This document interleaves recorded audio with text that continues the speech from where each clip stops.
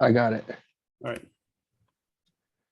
Okay, so for those of you who haven't met Matt, he was almost an original Zer, and he has unique skill set in his education. He's trained as a PhD biochemist, and he had lots of questions for me that I couldn't answer about heart rate training because of the science that I have little experience with.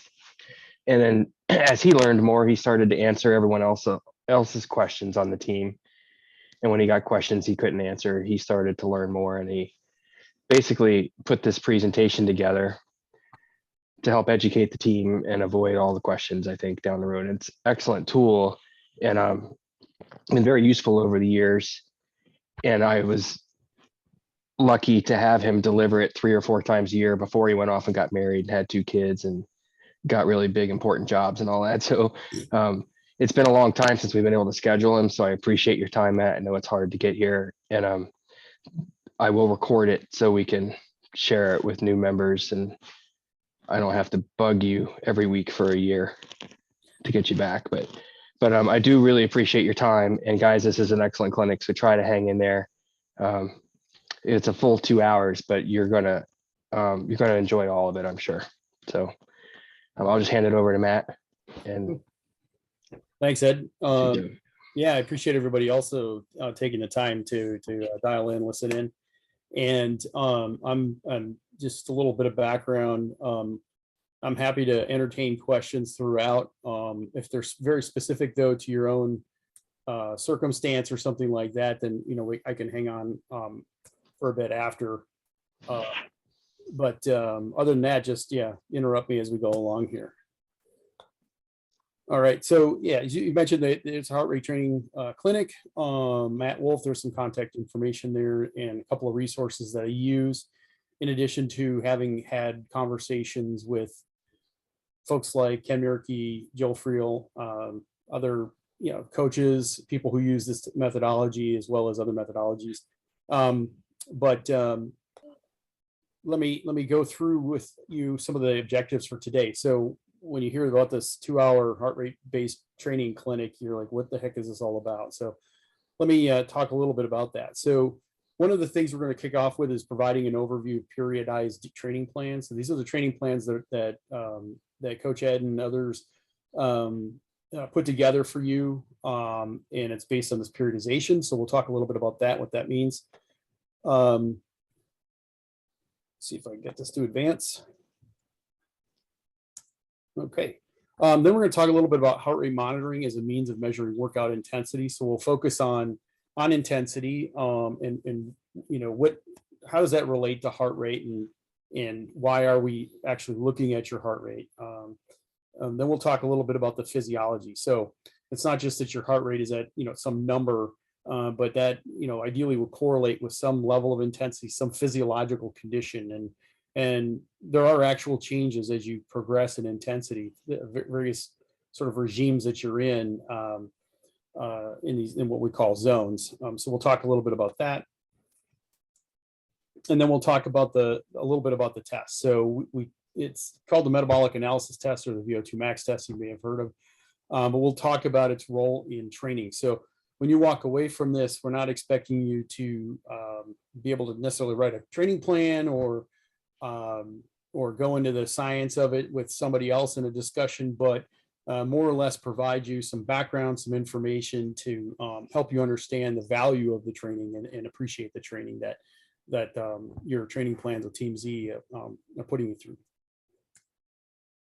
So what is training? So for the definition here is, in the way I approach it throughout this presentation, is the training is a proper application of stress, or this is where we're talking about intensity, at the appropriate time or frequency for the right period of time, which is a duration component, with the goal of improving performance or fitness level. So you can imagine when you look at any kind of a workout, there's how hard you're working, how long are you working, how frequently are you doing that work.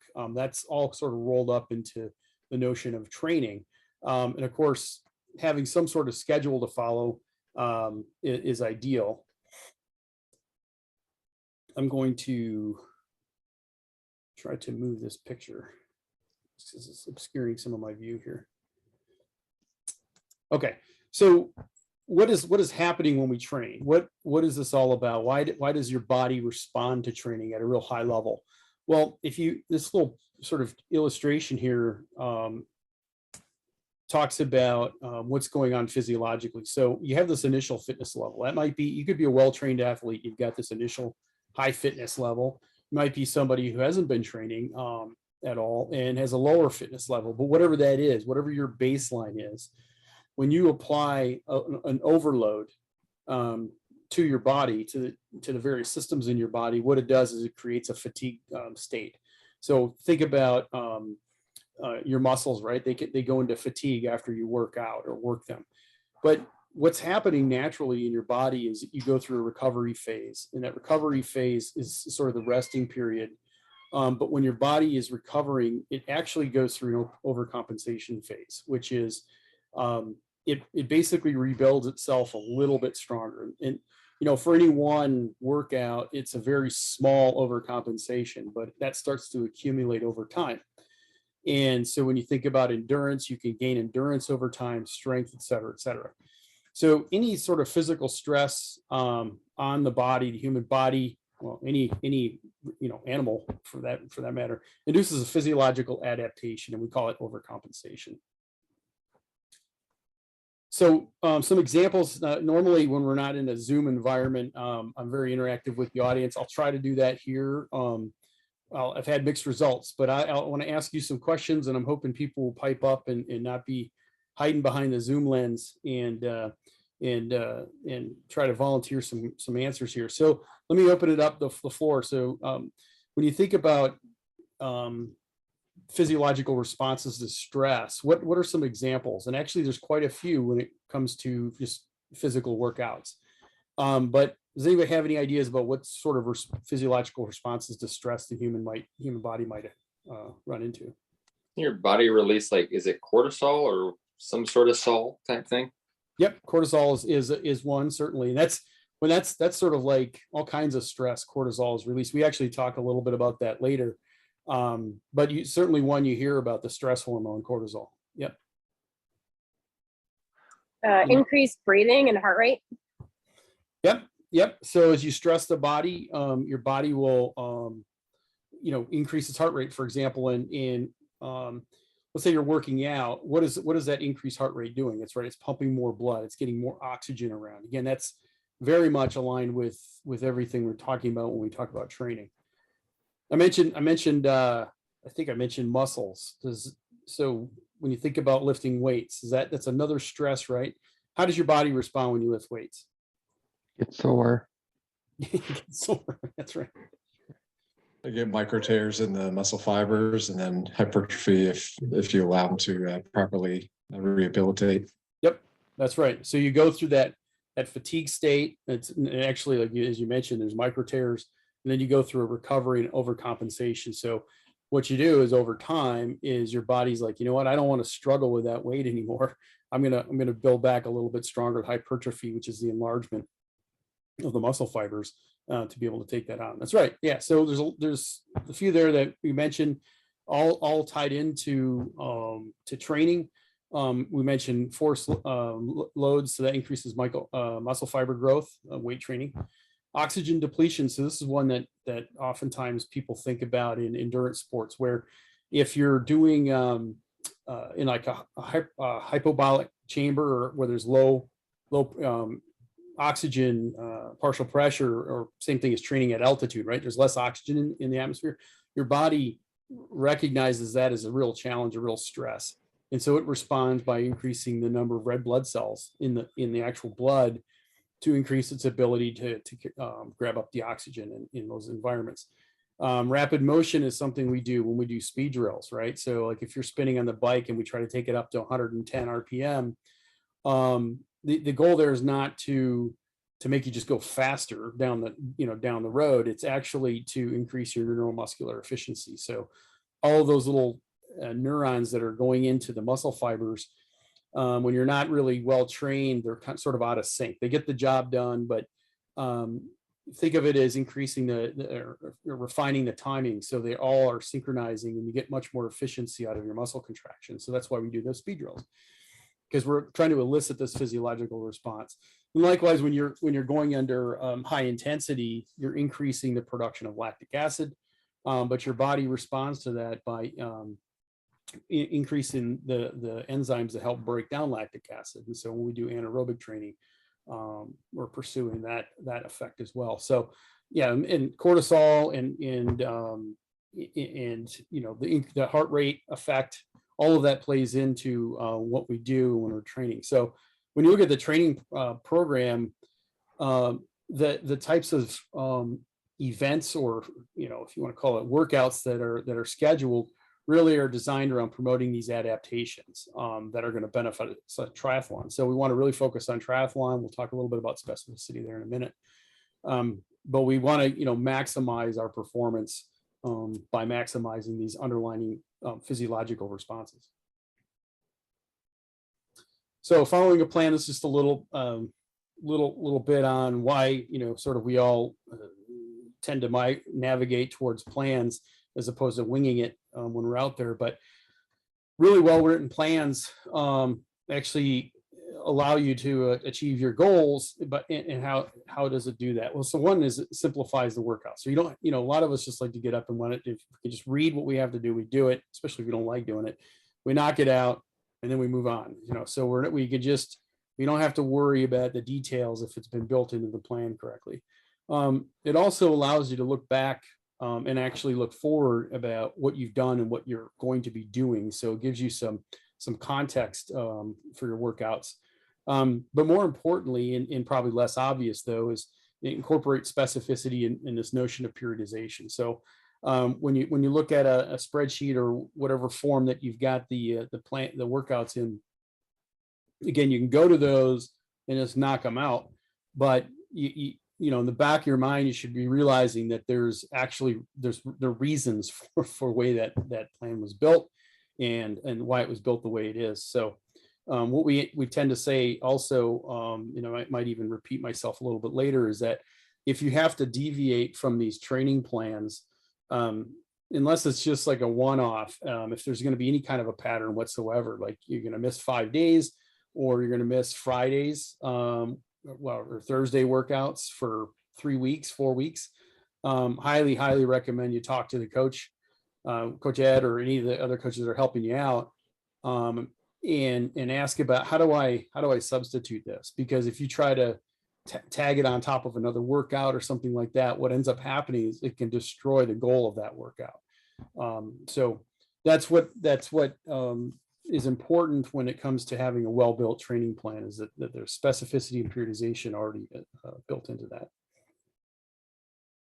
A little more on specificity. So what it does is it allows you to apply, this intensity in the right pattern of muscle movement that is specific to the sport. And so here's a picture. My wife sent you that picture of me? No, that was me. That was similar in the. It reminds me of a shirt I have that has a T-Rex on it and says T-Rex doesn't like push-ups.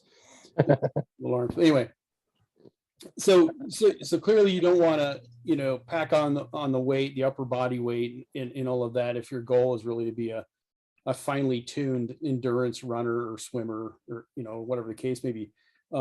Each sort of adaptation has its place, but we want to make sure that what we're doing in our training plans is really helping us in the sport in which we want to achieve greatness, if you will.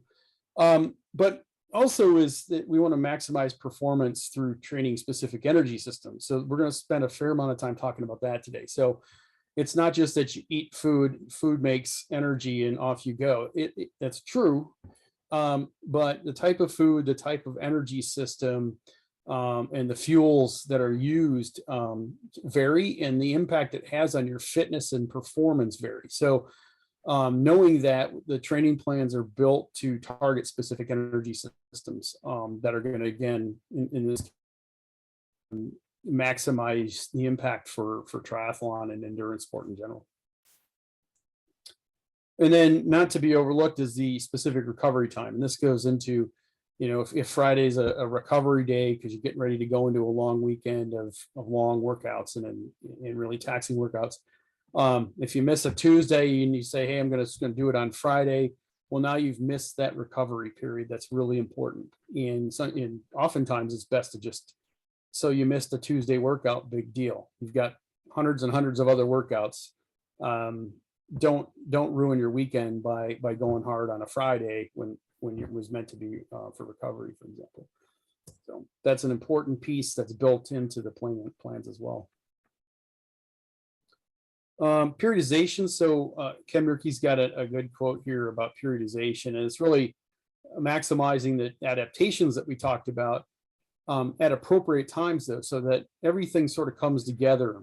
Obviously, I'm paraphrasing here, but all of this comes together to maximize your performance on race day. So, if you're looking to just for overall health, 24/7, 365, any kind of real working out and healthy eating is great for that. But when we're looking to plan for a race, then the periodization becomes really important, because what it's designed to do is have everything come together for race day. And so here's a little illustration here. So if we look at two types of workouts, one might be low intensity but high volume workouts. So those are your zone 2 efforts that you might be out there for 2-3 hours in a workout, versus a high intensity short duration workout.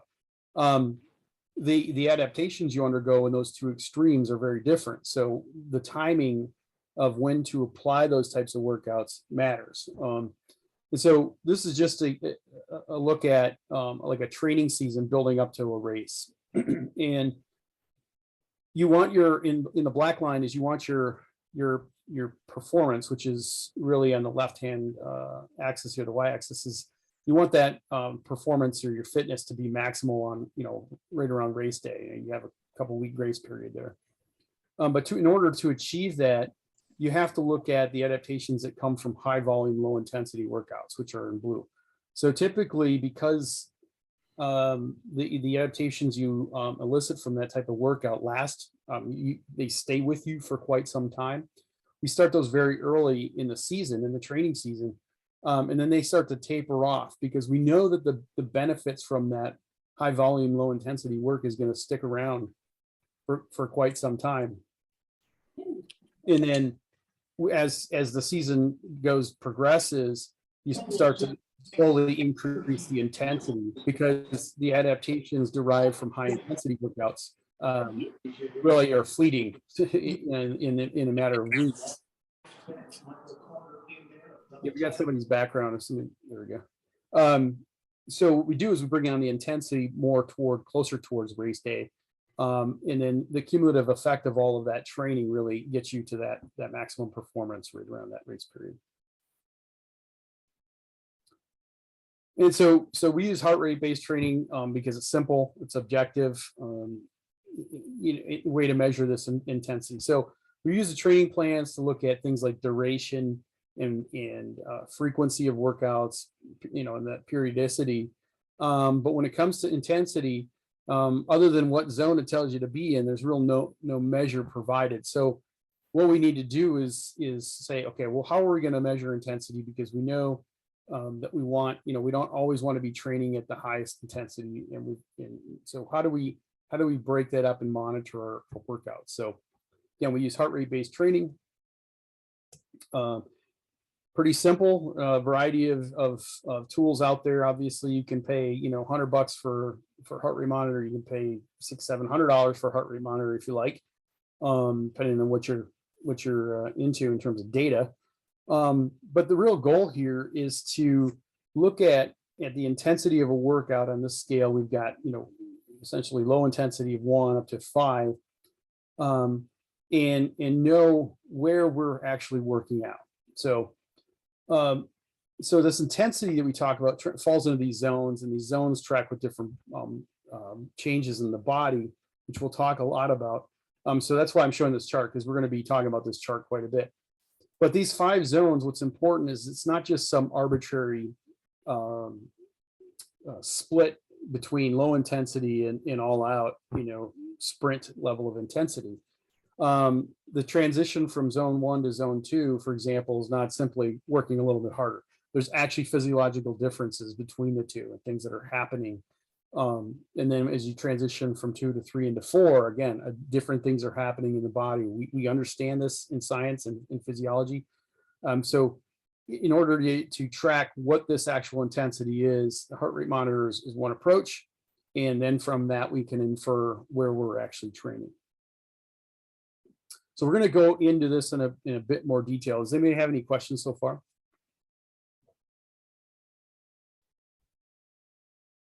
Okay. Other methods for measuring workout intensity. Let me throw that back to the audience here. What are some other ways that people are tracking intensity? I assume that not everybody here on the call has or is using a heart rate monitor. So Pace. for those folks that are out there, what method are you using? How do you know you're working out hard or really hard or not so hard?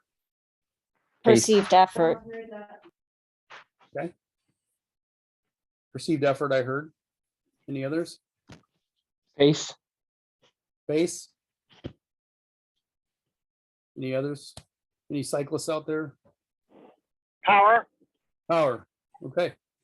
Yeah, I mean, I think we've covered sort of some of the main ones. Of course, it depends on the sport, what you have access to for measuring intensity, but somebody mentioned perceived effort. So yeah, everybody uses this method, right? I mean, you unless you're soulless as a person, you've got no understanding of your environment, then maybe you don't use perceived effort. But reality is it's subjective, right? If you're having a really cruddy day, a stressful day at work, you might not have the greatest workout, or your workout may feel harder or worse than other days. So you can certainly be impacted by that, but it is an important thing. So everybody, when you're doing your training, should be paying attention to how you feel and how hard you feel like you're working, regardless of what your sensors and everything else are telling you. It's particularly important when you're having cardiac drift, which you talk about, or other heart rate, odd heart rate behavior. So when it's super hot out, your heart rate's going to go way up. But okay, you got to do a self check. Am I feeling like I'm working a lot harder than other days, for example? Talk test. This is a simple one, good for beginners. It's basically how many words can you get per breath, right? So Coach Ed likes Miller Lite, five words there. And if you can do that in one breath, then you're roughly holding a zone 2, or what we call holding a zone 2. When you get down to 2 or 3 words, now you're pushing into zone 4. When you're up into zone 5, you generally don't want to talk to anybody. So that's just another sort of quick and dirty way of measuring kind of where you're at. Pace was mentioned. So I have on here requires knowledge of standards such as 10K pace. So if we haven't really dialed ourselves in, it's hard to know. So for me, running a 10-minute mile at this point in my life is pretty hard. So if we go to a 10.5, okay, that means it's less hard, it's less intense. But you know, I don't really have a good understanding of what that means unless you've been running a lot, for example. The other thing with pace is it's influenced by the environment itself, right? So if you're going around a track, which is nice because it's nice and flat, you eliminate the hill part, but you might have a tailwind on one side and a headwind on another. So if you maintain the same pace, you're going to be a higher intensity in one direction and lower intensity in the other, or you have to dial it back. Your pace is going to be different to maintain the same intensity. So pace is a little bit tricky, but certainly a good one. Power, which is highly used in cycling, most closely tracks with performance, meaning that you know it's a direct measure of how taxing the pedal stroke is. So that one's, but it is relatively limited to cycling, although there are new power meters now for runners as well. We haven't really gotten into that with swimming at this point yet. And then of course there's a metabolic test, which is, you know, for example, you can draw lactic acid out of your blood as you're working out and measure your lactic acid increases up to your threshold. It's very accurate, but it's not a very practical, you know, means, especially on any kind of routine basis. But again, heart rate monitor, strap it on, you can do it every time.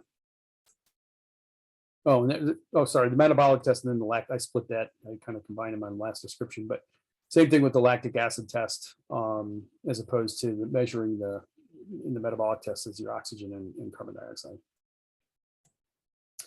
So really what training does improves performance, but it's really all about efficiency, right? So you want to be able to move quicker, faster, and in endurance sport without burning as little energy as possible. So what we want to do is maximize these interactions between the systems. I mentioned that a little bit earlier. It's all about having that pattern of muscle motion and in keeping the energy utilization in line with the goals of the workout, of the effort, even if it's a race. So as we go into the following slide, we're going to talk a little bit more about the science, talk about nutrition. We're going to talk about these energy systems I mentioned, and which ones are important, of course, to endurance sport. And then we're going to do is relate heart rate to training and racing. So, as I mentioned, heart rate really correlates with how hard you're working. We're going to talk now about how hard you're working, what's that doing physiologically, and then we kind of tie it all together with, how, given that knowledge, what's the best approach when it comes to endurance sport. Okay, so what fuels your body during exercise? It's another question for the audience out there. Good thoughts. Good Cookies, positivity, optimism, cookies, cookie. Your favorite carbohydrates, fats. carbohydrates, fats. Somebody's going to say it. Protein. Yeah, protein's one. And you'll see it in nutrition bars and whatnot. It's largely, I would say, best to save your protein for the post-workout. It's really critical for post-workout. But I wouldn't necessarily buy into the hype of having protein during the workout. It's not really needed. Protein's not a major or really even a preferred supply of energy. We're going to focus mostly on the carbohydrates. So carbohydrates, I'm going to kind of define these because I'm sure most of you have seen or heard a whole variety of terms wrapped around carbohydrates and fats, and we'll talk about that a little bit. So with carbohydrates, and sometimes you see it abbreviated CHO, which is just carbon, hydrogen, oxygen. It's just shorthand for carbohydrates. Really, there's two classes. There's the simple sugars, which is like 1 or 2 units of base units of a sugar. So that's why they're simple. So in the upper right-hand corner, you see sucrose, which is just table sugar, right? It's a simple carbohydrate. It's a linked glucose and fructose molecule. And why it's simple is if you just have one chemical reaction, it splits that molecule in half and off you go producing ATP and the pathway down to produce ATP for energy. On the other hand, you've got the complex carbohydrates, which are polymers of hundreds to thousands of units, and that's sort of shown in the bottom right. So in order to get sufficient increases in blood glucose or energy throughout your body, there's a lot more enzymatic reactions. There's chemical steps that have to take place, and so it's a good way of storing carbohydrate or sugars for energy. And they are used more in the sort of the long term, if you will. So when you think of your high glycemic index foods, those are generally high in simple sugars, and that means you take a bite and 10 minutes later your blood sugar goes up, really quick response. Whereas the low glycemic index foods tend to have a lot more of the complex carbohydrates, where there's more of a subtle but sustained increase in the blood sugar. So within the complex carbohydrates, though, there's glycogen, starches, cellulose, fibers, and stuff. Glycogen is in animals. It's the main supply for glucose. So glycogen is found largely in your liver, but also in your muscle. So that's where you're getting a lot of your energy for working out. Starches, amyloses, dextrins, you may have seen those listed in some ingredients in nutrition that you can purchase for racing and whatnot. Those are all plant-based, but they're soluble. We call it soluble carbohydrates. And then you've got the insoluble ones that are also plant-based, celluloses and fibers. And those are insoluble. We can't really metabolize those for energy, and so they're great for your colon, but other than that, they're not really good race strategy. Let's talk a little bit about fats, fatty acids, and triglycerides. So triglycerides are really, three, right, in glyceride. So basically it's a glycerol backbone, 3 fatty acids. It's a fatty acid that really is the source of the energy. And there's these long chains, and you can see at the bottom there's this free fatty acid. And really what happens is that Pac-Man, that enzyme goes through and cleaves that fatty acid up into multiple small molecules, each that can go in to produce ATP. So for every molecule of fatty acid, you actually get lots of energy out of it. So those are considered sort of high density energy sources.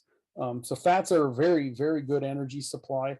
Not as quick, in getting that energy out the door like a simple sugar is, but nevertheless, it's a great supply of energy. So where is it used? I'll just kind of cut to this one. For what we're talking about, we're primarily talking about muscle fibers. So a single muscle fiber is a cell. It's one cell, but it has all of this, if you guys remember, actin and myosin in it, and these connections in there that are responsible for force generation. Then you've got the nerve ending that attaches to that. That's when I was talking earlier about the synchronization. So having all the nerves fire at the same time in the same muscle and hit all of those muscle fibers at the same time really increases your efficiency. So, but this is where when you're working out, the majority of the energy is being used is in the muscle. And we talk about, though, that there's different muscle fiber types, right?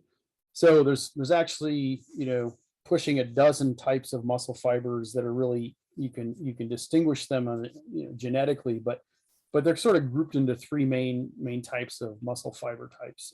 You've probably heard of these when talking about endurance sport and triathlon.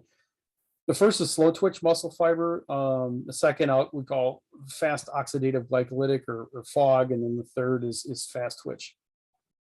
And the difference is in these fiber types, it really comes down to what they're good at and what they're not so good at. So slow twitch fibers are relatively weak. So when they contract, you don't get a lot of force generated, but they can contract and over and over and over again for a very, very long time. So they have great endurance. On the complete opposite end of the spectrum is a fast twitch muscle fiber, which is very strong. So when you stimulate that muscle fiber, if you measure the force generated, it's a lot of force for as small as it is, but they fatigue readily. So, you do a couple of contractions and they start to get fatigued and not be able to recycle or return over as quickly. And then somewhere in the middle is this notion of a FOG muscle fiber, and they're relatively strong, but they also have pretty good endurance. So, so those are the 3 basic types of muscle fibers. But other than their strength and endurance, they also are utilized in a very specific manner in the human body, or in general in animals. So these fiber types are only what we call recruited, or only stimulated with the nerves as needed. And so I've got shown in yellow here, fiber types are recruited in a zone dependent manner. So looking at the intensity scale, again, low intensity being 1 all the way up through 5, and then the sort of subsections of zone 5, A, B, and C. When you're at low intensity, really, you're only contracting slow twitch muscle fibers. So, your body isn't going to go through this explosive muscle contraction to lift a feather off the ground, right? It's only going to recruit the slow twitch muscle fibers that are relatively weak. However, when the intensity or the requirement for higher intensity occurs, then you start to recruit, in addition to those weaker muscles, you start to increase the recruitment of the FOG muscle fibers. And then again, as that intensity demand goes up, then you go to the fast twitch. So this is important because of some of the other properties of the muscle fibers, but I'm going to illustrate sort of how this works in this slide here. So at a very low intensity, again, in what we call zone 1 or zone 2, you're only really recruiting the slow twitch muscle fibers. So that means everything else is turned off. Even though, like when you contract your bicep and you're lifting a light weight, it looks like all the muscle fibers are contracting. They're actually not. It's just the slow twitch fibers. The rest of them are all at rest. But as the intensity goes up, the brain, is as brilliant as it is, starts to recognize what's going on and says, hey, I need to start firing the nerves that are attached to these fog muscle fibers. And so as that intensity goes up, you start doing that until your body is essentially can't do the maneuver or lift the weight or whatever the case may be. And again, your brain figures out, okay, it's time to recruit the fast twitch. Of course, that's a risky endeavor for the body because fast twitch muscle fibers don't have great endurance. So, you may be able to lift a lot of weight, but it's only going to happen a few times. So it's important to know that as you go up in intensity, the types of muscle fibers being recruited for that activity varies with that intensity. So now we talk a little bit about endurance sport and utilization of energy and how that ties into different muscle fibers. So when you look at muscle fibers, they have a different fuel preference. So let's go back to the slow twitch fibers that are a lot of endurance, not so powerful, but they generally prefer fat as a source of energy. Again, contrasting it to the other extreme, the fast twitch, they really don't burn fat. They much prefer carbohydrate as a source of energy. Okay, why does that matter? So when you look at fuel supply limitations, fats are pretty much everywhere in everybody. So even the skinniest of individual, they don't look like they've got any fat on their body. There's a lot of visceral fat actually, and so even the skinniest person has, I think, like 110,000 calories of fat at any given time in their body. So essentially, when it comes to working out and training and racing, fats are a great supply of energy, essentially limitless. You don't really need to pack it on during the workout. On the other hand, when you look at glycogen, or the storage molecule for glucose, your typical liver can hold about 2,500 to 3,000 calories worth of glycogen. So it's not limitless. There's a limited number of calories stored, but of course you can also eat sugar and consume carbohydrate. However, at intense efforts, the utilization of carbohydrate is much larger than the absorption rate. So what that means is that while you can eat 2,000 calories in one gulp of a nice pastry or something like that, it's going to sit in your belly, and it's only going to actually be metabolized, absorbed, and increase the blood sugar at a rate of about 350, depending on your size, but 250 to 350 calories per hour. So when you're going really hard and burning a lot of carbohydrate at the high intensity, you're going to be consuming a lot more than 350 calories per hour of carbohydrate. So you're heading in a loss and a negative if all you're doing is focused on carbohydrate utilization. So there are limitations that differ between fats and carbohydrate. And so what that means is, as you go up in intensity and you're looking at recruiting different muscle fiber types, those muscle fiber types have a different fuel preference.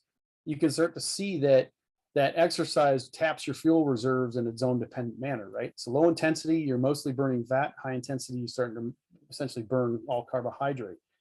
And the challenge then is, where do you want to be given these fuel supply limitations?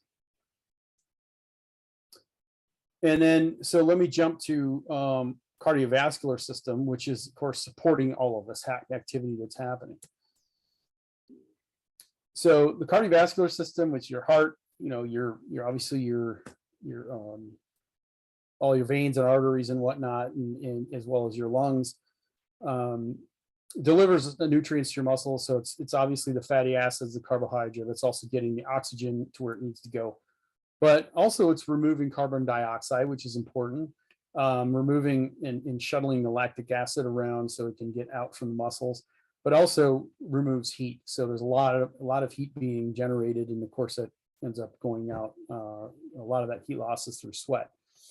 So the cardiovascular system is very important to this whole process. In your heart rate, which is part of the cardiovascular system, is a measure of this response to intensity. So all of that metabolism we were talking about, that fatty acids being consumed by the different muscle fiber types and all of that. As that changes, your heart rate has to change. And somebody mentioned earlier about stresses, right? Your heart rate goes up. It's to help move this stuff around. So the heart rate is a good measure of all this stuff we've been talking about. And shown in this little plot down here is the consumption of oxygen, which is shown in blue, the production of carbon dioxide, which is shown in red, and then your heart rate, which is shown in green. And as you progress from low intensity to high intensity, and you go through those different zones, the oxygen and carbon dioxide levels are shifting, which is indicative of the type of metabolism that's going on. Are you chewing up carbohydrates or fats and whatnot? And so that heart rate measure, dialing it in relative to your zones, tells you a lot about the physiology that your body's undergoing. So the heart rate is an indicator of intensity, and therefore it's an indicator of the type of energy and muscular systems being trained. And so as intensity, and this is sort of a review and tying it all together, as intensity increases, different muscle fiber types are recruited. Therefore, similarly, different energy sources are preferred by the various fiber types, as I mentioned. And the muscle fiber types differ in their endurance capability. Okay. And then again, your heart must deliver fuel and remove waste at rates sufficient to maintain muscle function. So the question is, are we all the same? So when you look at this relationship between heart rate and physiology, is everybody who has a heart rate of 150 beats per minute at any given time, are they experiencing the same intensity? And the answer to that is no, because everybody is different. You have different size hearts, different volume per beat that is being pushed around in your body. People have different red blood cell counts. We have different levels of nutrition that can impact things. Your initial fitness level can affect it, body fat and fiber types. So the fiber type composition is different for everybody. So if you were to, examine a typical college student, which these studies are often done on, because they'll do anything for a $25 Starbucks card, you could actually bore in, take a little piece of muscle out of their bicep or their quadricep or whatever, and you can measure the composition of the different fiber types in it. And so those are different. So you have somebody who's largely fast twitch, they're going to be very strong individuals, but not necessarily your best endurance athletes. The flip side, you can have an endurance athlete who's going to have a lot of slow twitch muscle fiber. But this relationship between the two is different for everyone. And so that's why we really talk about getting tests, and these metabolic tests can build that relationship between your heart rate and the physiology specific to you. So it's very unique to you. It's an individual test. Okay, so this is typically where I'll pause, because we're going to talk a little bit about metabolic testing and then how that ties into the training and the training plans. So we can go on a 5-minute break at it, or we can power through if folks want to keep doing that. Keep going. I say keep going, but anybody? I'm sure people are just leaving when they need to. Yep. Okay. Yep. So I have a quick question. Can I ask a question? Sure. So is intensity, is it always going to be correlated to aerobic versus anaerobic? So the higher the intensity, you're always in anaerobic. Is that a fair statement, or is that too simplistic? Yeah, well, it's a fair statement, but there's a lot of nuance in there, in that at the highest intensity, you're going to be anaerobic. At the lowest intensity, you're primarily going to be aerobic. But when that transition occurs, and it's not a straight transition from 100% aerobic to 100% anaerobic, there's a transition period, and where that transition lies is very individual. Okay, so somebody who's not in very good shape, for example, and this is more of an environmental thing I'm describing here. Somebody who's not in very good shape is going to go anaerobic a lot quicker, because they haven't trained their aerobic systems very well. but that can be, you can train that, you can affect that.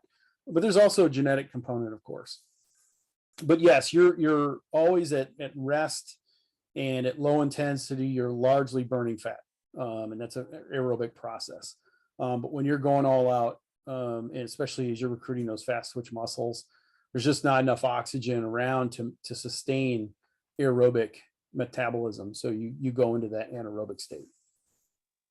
Okay, thank you. And does anaerobic, being an anaerobic state, where I know we're talking about heart rate here, but and kind of low intensity, but does the anaerobic state have any residual qualities over the, like if you hit it in a certain percentage over the course of a day, it has some residual extra fat burning, or is that just, are these kind of myths that I've heard? I just want to see if I can understand why you would want to stay, kind of reach that high intensity and stay there for as long as you can in certain workouts. Which Interject. I don't know if you guys can hear me, but Rishi, I think it's a good question. But I think if we get through the next set of slides, okay, thank you. I got then repose that question, I think. okay, thanks. You agree, Matt?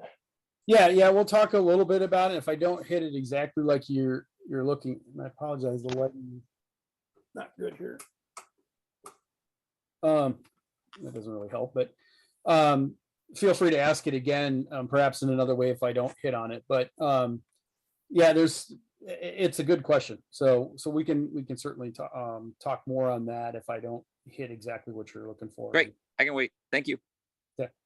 So these tests, these metabolic tests, correlate your heart rate with your body's physiological changes. And again, to infer, I call it infer because there's a lot of things, as I'll talk about later, that can change your heart rate. That doesn't necessarily mean you're transitioning through zones, but in a relatively closed environment, meaning, hey, I'm going out to exercise under these conditions, that's a really good correlation between your heart rate and your physiological state. So these tests, if you haven't had a VO2 max test or metabolic test, I'll go through quickly what that test looks like, and what to expect as an output.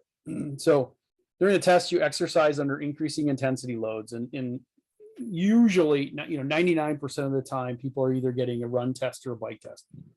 Very rarely, in only certain parts of the country, really, do they set up to do swimming tests for VO2 max, which you can do, but we're mostly talking about run and bike. And the test is usually about a 10, practically speaking, 10 to 15, 20-minute warm up, really low intensity on either a treadmill or a bike trainer. But then, every 1 minute when they start the actual test, every minute or 2 minutes, they'll increase the resistance. Well, let me speak more generally. They'll increase the intensity of that run or bike, either through, increasing the resistance on the bike, or on the treadmill, either increasing the speed of the platform, or they kind of mix the two, raising up the grade on that platform. So either way, you're sort of in the middle of it, and they're going to start raising that intensity in like 1 or 2 minute increments. And while they're doing that, they're monitoring several things: heart rate. In some cases, they can do a lactic acid test. Like I said, they have to do a little draw blood every once in a while. We largely don't do that. I mean, there are people who do those kinds of tests, but we really go through using the gas analyzer, which measures your oxygen and your carbon dioxide levels. So they're reading oxygen, carbon dioxide, like I showed in that one plot, along with heart rate.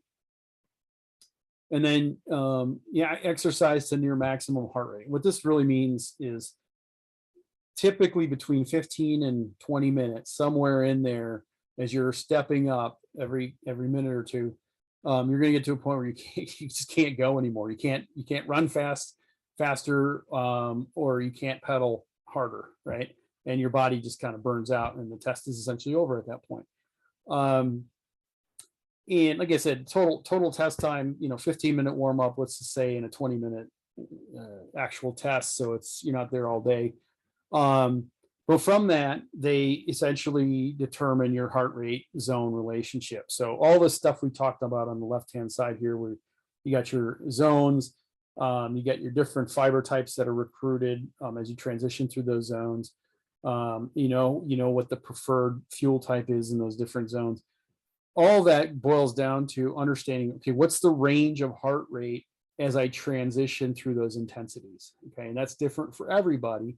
But once you establish that correlation, then all you need to do for your workouts is follow the training plan and look at your heart rate monitor, right? I mean, so if the training plan says I need you to spend 3 by 5 minutes in zone 4, you can look at, actually, this is a little bit of I need to update this chart, but you can look and say, okay, well, if I maintain my heart rate between 148 and 167, then I know I'm in this zone, in this regime, and I'm good to go. I'm doing exactly what I'm supposed to be doing.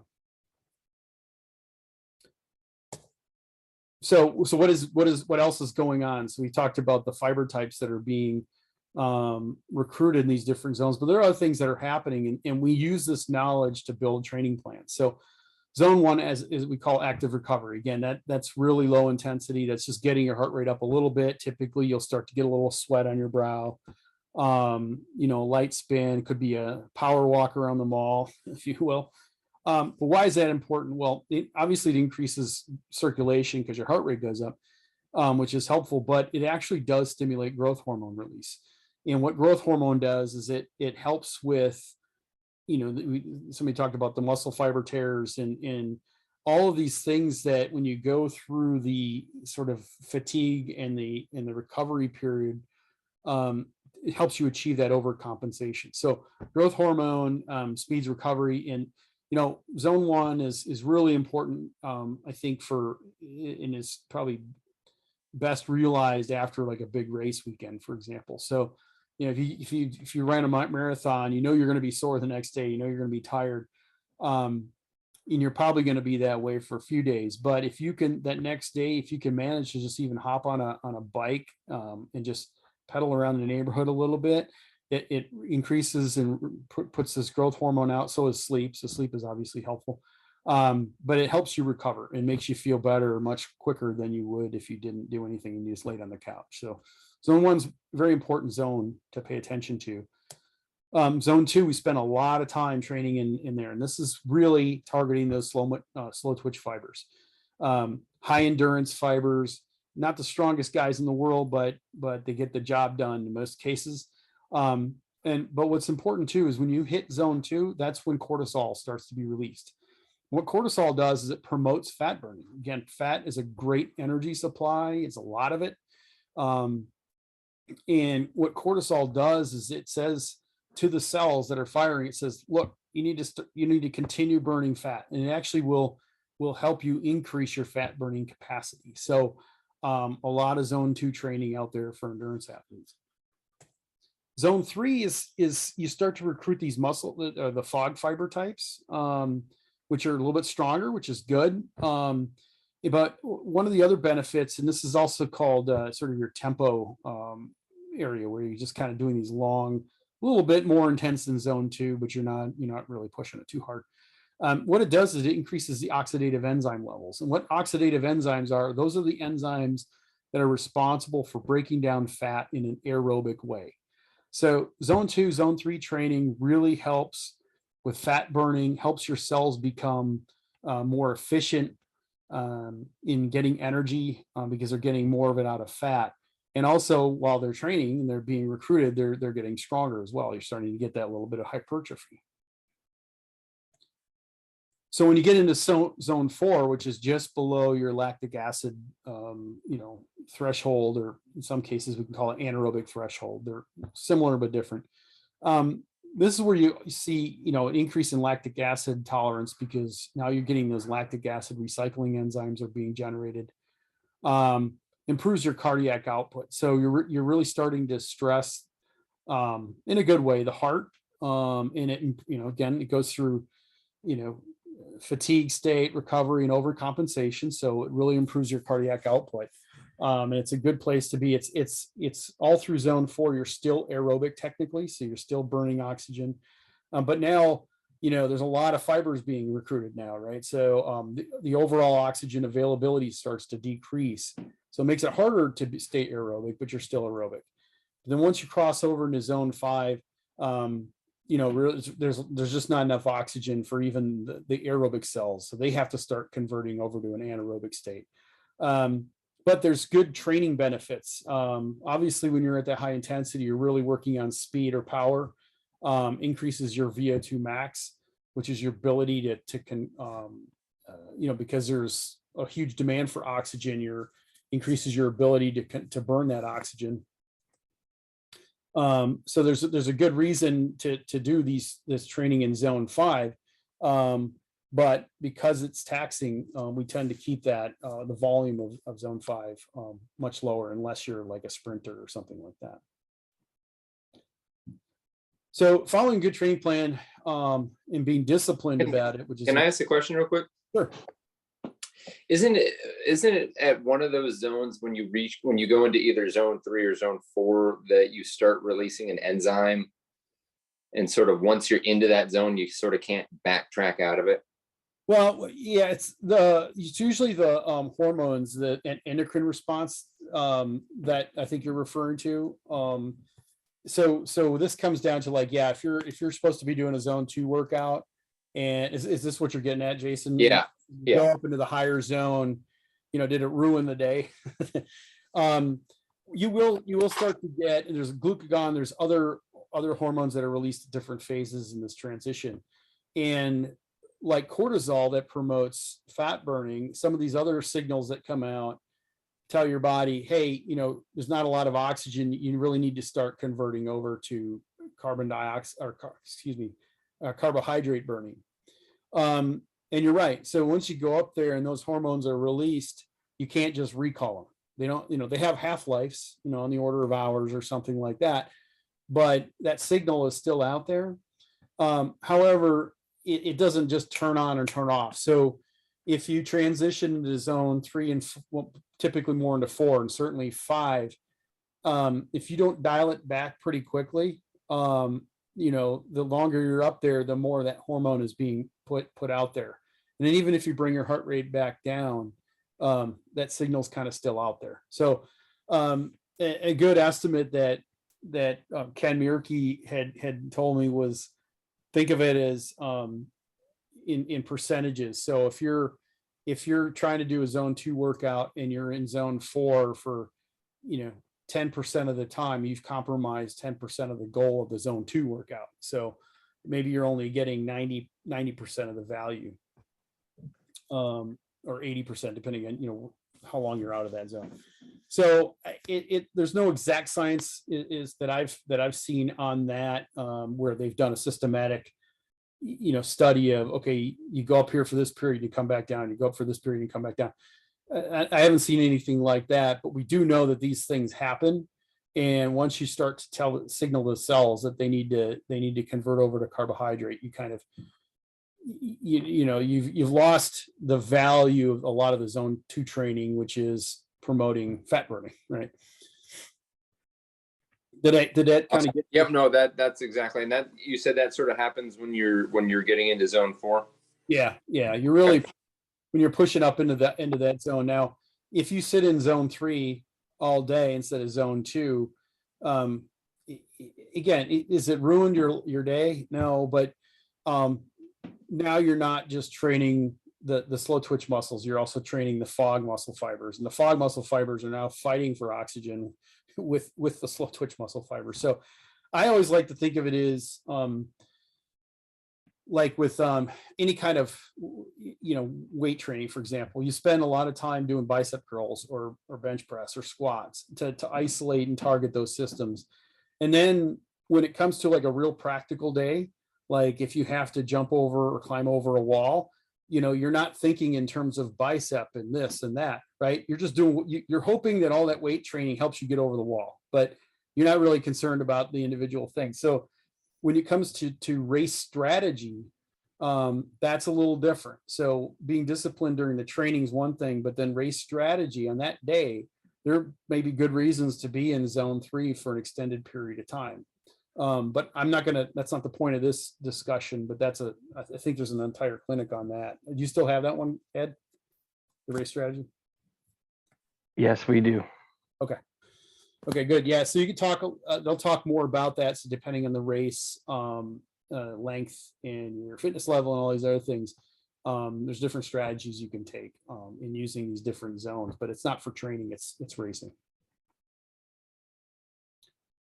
Any other questions? Okay, so what are we looking for when we are I'll say conservative and we really stick to a plan? Well, the big goal is increasing your fitness level. So if you stick with those zones, you're going to get the maximum yield of your benefits. You'll see increased economy or fuel conservation. Again, that comes down to fats versus carbohydrates largely. The energy output is appropriate for your goal. So if you're trying to finish a half iron distance race and you go out too hard, or you do all your training is at super high intensity, then you're not really preparing your body for that endurance event at that point. Recovery time is appropriate. So that's built in these training plans, and sticking with these zones during those training plans really allows you to benefit from the recovery. Avoids overtraining and injury. Those are two big ones that often come up.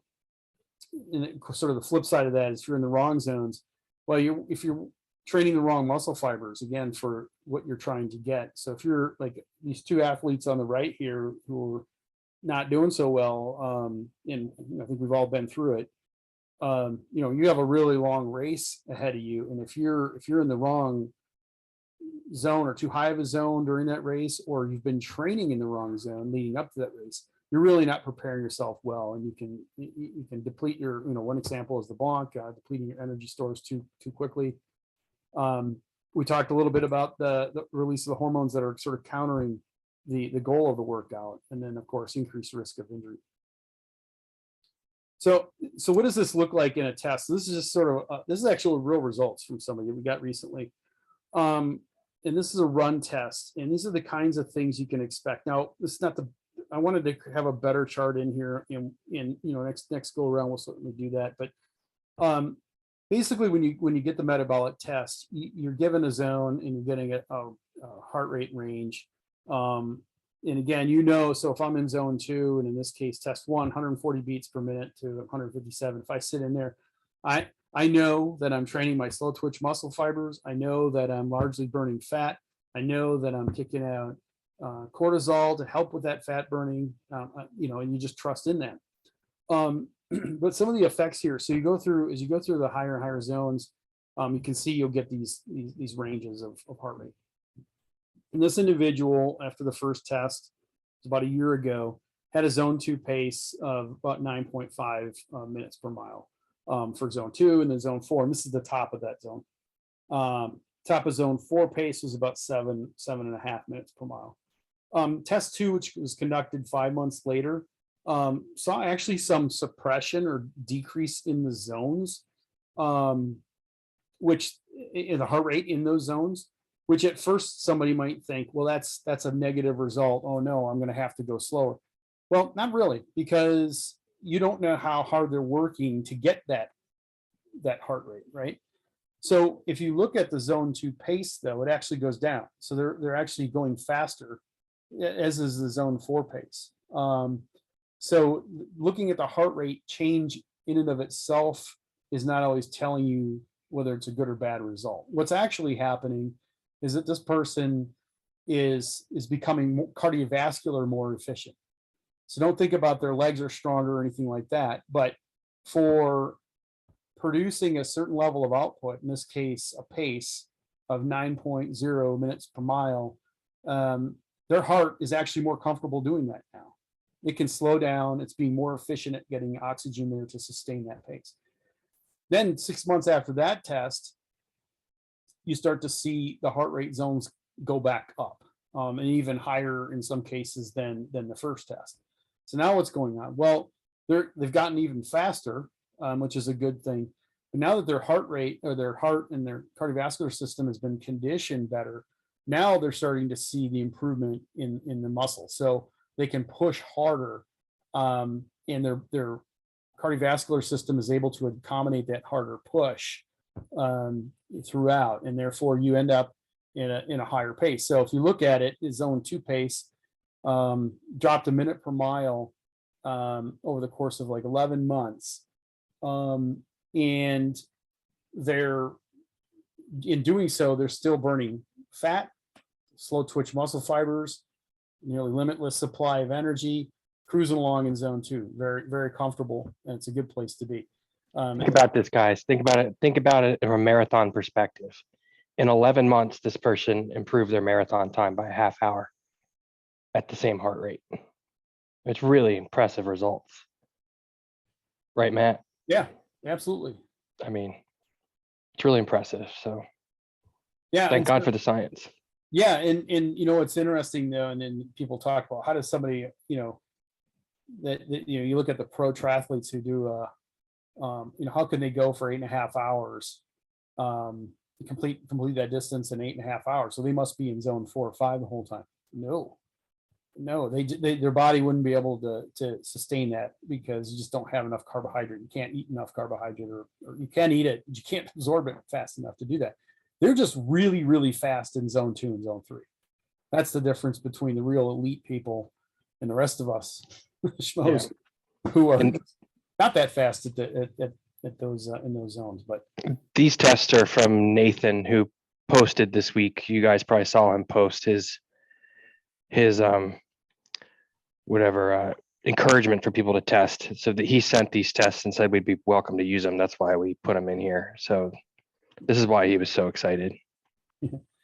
And some of the other data that comes along with this that I couldn't get my hands on, but I'd be happy to talk to people more about, is the shift. So that metabolic test that shows, you know, oxygen consumed, carbon dioxide produced, the ratio of those two flip depending on where you're at in the test.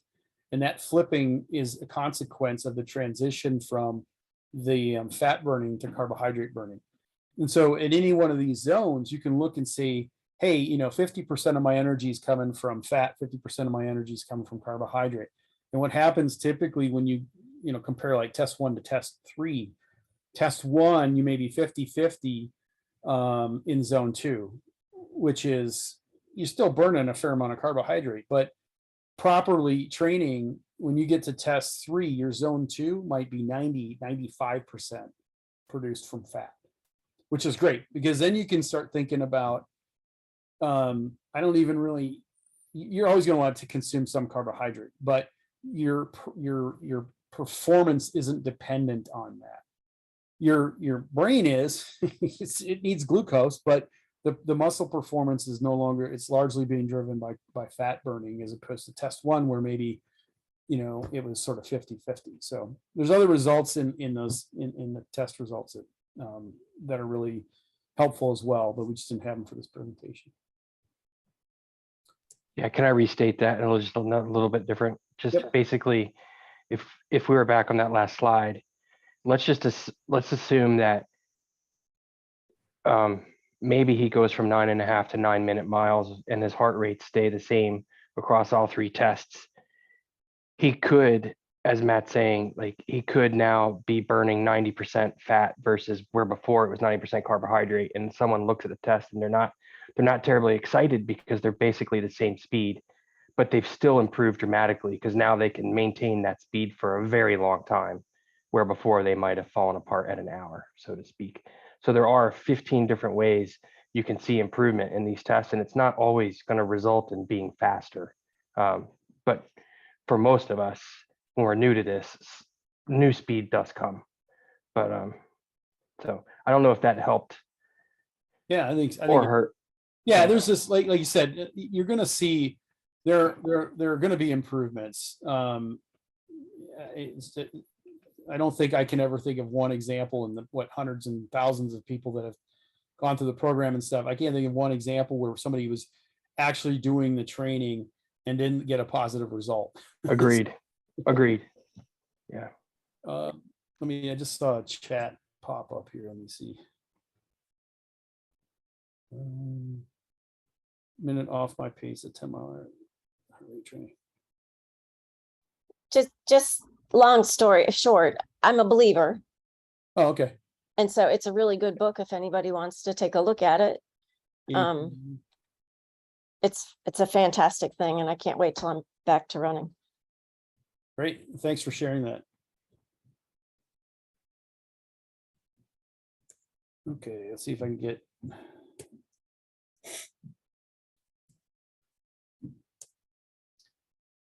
Okay, so we talked a lot about the benefits of heart rate based training. And you heard me, if you're listening carefully, I was saying is an indicator of, I wasn't saying, cause effect and all of that. Well, that's because there are a lot of things that can affect your heart rate. And so just blindly looking at the watch and that being the gospel, no matter where you're at, when you're at it, and believing, well, if it says 150, that means I'm only doing this. I don't, that's just not the way to go. You got to be smart and think about some of these other things, but don't get, crazy about it. But changes in fitness level will affect. So if Nathan never got tested, he always, did his workouts at the same heart rate. He's going to be in different intensities depending on where in the year he is, right? Because he's not really wouldn't be understanding where he's at because his fitness level is changing. So that's going to affect the heart rate. So you got to, you can't just look at one point in time and draw a conclusion. Cardiac drift is something that is a lot of us experience, like usually within the first hour and a half of a workout, where you could even be on a treadmill, very controlled condition, that your heart rate at that intensity level will start to creep up, 1-2 beats, 5 beats, something like that. We don't have a good understanding of what causes it. The more fit you are, tends to be less of a cardiac drift, but something to be aware of. So in other words, don't freak out if all things being equal, your heart rate's gone up 2 beats per minute. Just be aware that that's a trend, and pay attention to those things that are happening. Adrenaline and other hormones. So you see this a lot. Like if you're standing, getting ready to start a race, and you're standing there at the pool deck or the lake or the ocean, wherever you're at, and you're getting into the crowd, there's announcers, music playing, and you look at your watch and you're like, holy crap, I'm in zone 4 or 5. You're not. Your heart rate's up there, but you're not even really contracting muscles. So, that's adrenaline. That's that thing that's going on, and it's elevating your heart rate, but not necessarily physiologically putting you into these other zones. Do your best to calm down, because this is better be that way anyway. Settle into a nice, easy, swim stroke. Your heart rate will start coming back down and be more reflective of the intensity. But just something else to be aware of. Stress, nervousness, anxiety, it's more of a chronic thing. So if you find that after several days and weeks of training, you can't get your heart rate up to a certain level or down, oftentimes, talk to the coaches, first of all. They'll start asking questions. And a lot of times we found is that if there's something going on at work or at home, people are going through a divorce or something, it contributes to how your heart is behaving when you're trying to get a workout in your mind's on other places. So again, you have to kind of be the judge for yourself on some of these things. But fatigue is a big one, though. We see that a lot. Fatigue and overtraining, you can't get your heart rate up. Your body is just beat down, and no matter how hard you try, you just can't push yourself hard enough to get your heart rate up to where you think it should be. So that's a big indicator. Dehydration, electrolyte imbalance can affect these things. Poor nutrition, lack of fuel. Fortunately, we're not going through all this all at once, so it's not as crazy as you might think. But certain medications can elevate your heart rate, so it's just something to be aware of. Illness is a big one. Your body is trying to do other things. It's the last thing it wants to do is get out there and run around a track for an hour. And altitude, will be impacted, right? Less oxygen in the air, your body's going to be responding to that by increasing the heart rate to try and get that blood flowing around and get the oxygen moving, whatever oxygen it can happen to find. Temperature is a big one, though, because your heart rate is very much tied into getting rid of heat. As I mentioned, you'll get vascular dilation at the surface of your skin to get more hot blood out, where it can radiate it off. When it's hot outside, it's even harder to do that. So your heart rate goes up. So just be aware of these things. Training on a 70-degree day is going to be different than training on a 90-degree day. But what does this tell us? It says dial it into perceived effort. So if you've been tested, you know your zones, that's great. If you haven't been tested, I'd still encourage you to get a heart rate monitor so you can start building this correlation between whatever you're reading and how you feel. Whatever you're reading, how you feel. That correlation should be maintained until one of these other things happen. And then you can go, well, I feel pretty good. I feel like I'm cruising along, but my heart rate's up. Well, maybe it's because it's warm out. You're like, okay, well, maybe I should just dial it back, put a little bit less stress on my heart. But you can start making those kinds of decisions as you go along. So perceived effort is a big one. Pay attention to how you feel. Just a few words on the team. If you're new to the team, I think there's probably a handful of new folks on the call here. First of all, trust that these training plans have been built. They've been proven year after year after year, eliciting these responses that we want out of our bodies to improve our fitness. So, been very successful in getting large numbers of people from either off the couch or even elite athletes to improve their performance. And these plans are doing it through this concept of overcompensation. We talked about specificity and the periodization that's built into all the training plans. And it's all based on scientific principles that we understand and how your body responds to workouts and training. So but again, everyone's different, so we really encourage people to get tested to understand your zones, and it's just really a good way and a simple way of measuring your intensity during your workouts and optimally training. Now, again, here's some other notes here. Objective feedback combined with subjective perception of exertion is something we really promote. But when it comes to the team, remember to keep your own personal goals. Don't try to get caught up in somebody else's goals or even their heart rate. So, if you have a running buddy and you're both cruising along talking and what's your heart rate? Mine's 150. What's yours? 127. Doesn't mean that person's working harder. Doesn't mean, it just means they're being them and they're cruising along likewise. So enjoy it. I do say occasionally put it away. You shouldn't be a slave to the heart rate monitor. If you're spending 6 months training for something and 5.5 months or more are you're not getting to enjoy your friends that are on the team, once in a while go hit a ride and ride with your buddy or run with your buddy and enjoy it. But if you really want to get the most out of it, you got to stick to these training plans. Train and socialize, I say, with new people. It's a big team. It's a diverse team. A lot of great people with different backgrounds, and in getting to know people on the team has always been a great experience. So I encourage that. And then this is my closeout. I always say, enjoy the beer. Never short on beer on the team. And if you don't like Miller Lite, there's craft beer now.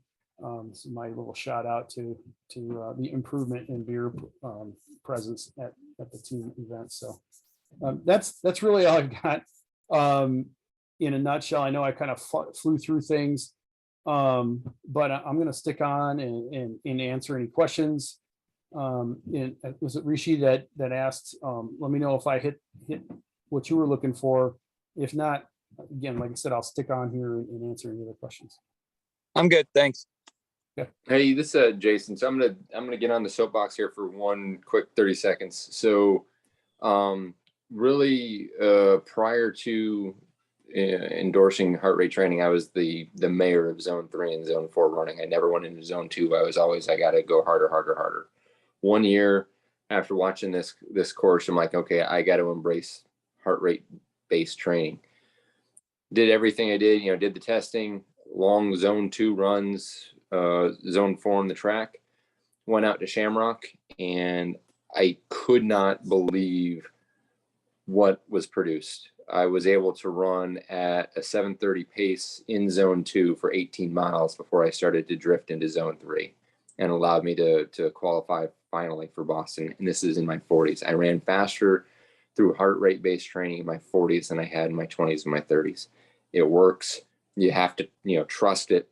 If you have questions, obviously you guys, at the tracks, more than happy to talk with folks about it, but trust the training. It does work. Yeah. Thanks, Jason.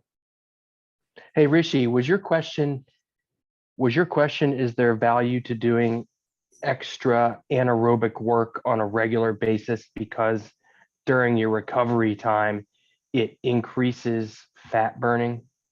Yeah. Is that So partially. So there is that question of supplemental Z4 work. So you do this entire, and I have data that I'm trying to get out of. all right? Wait, stop for a second. When you say supplemental, you mean doing more than what the training plan asks you to do? Yeah, that was not my original question, but part of it is should you do more training in that Z4, Z5 range?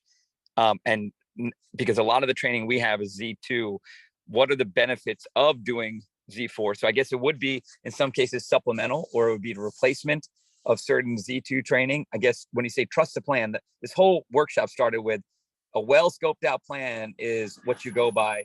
And so the question is, I guess to both of you, is why don't we do more in Z4 or Z5? Like, we have track workouts. What is the benefit of doing more anaerobic work that you're not seeing in doing just long Z2 type workouts? And how is that a benefit?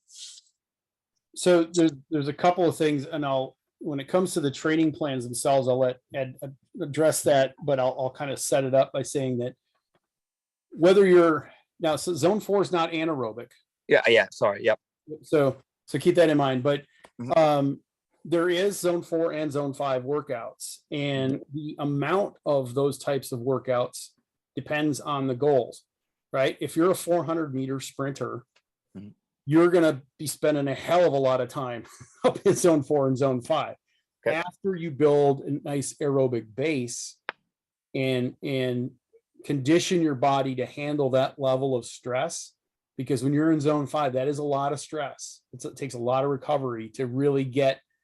It doesn't mean you're going to feel like crap for 5 days, but when I say it's a lot of stress and takes a while to recover, I'm talking about getting that overcompensation benefit.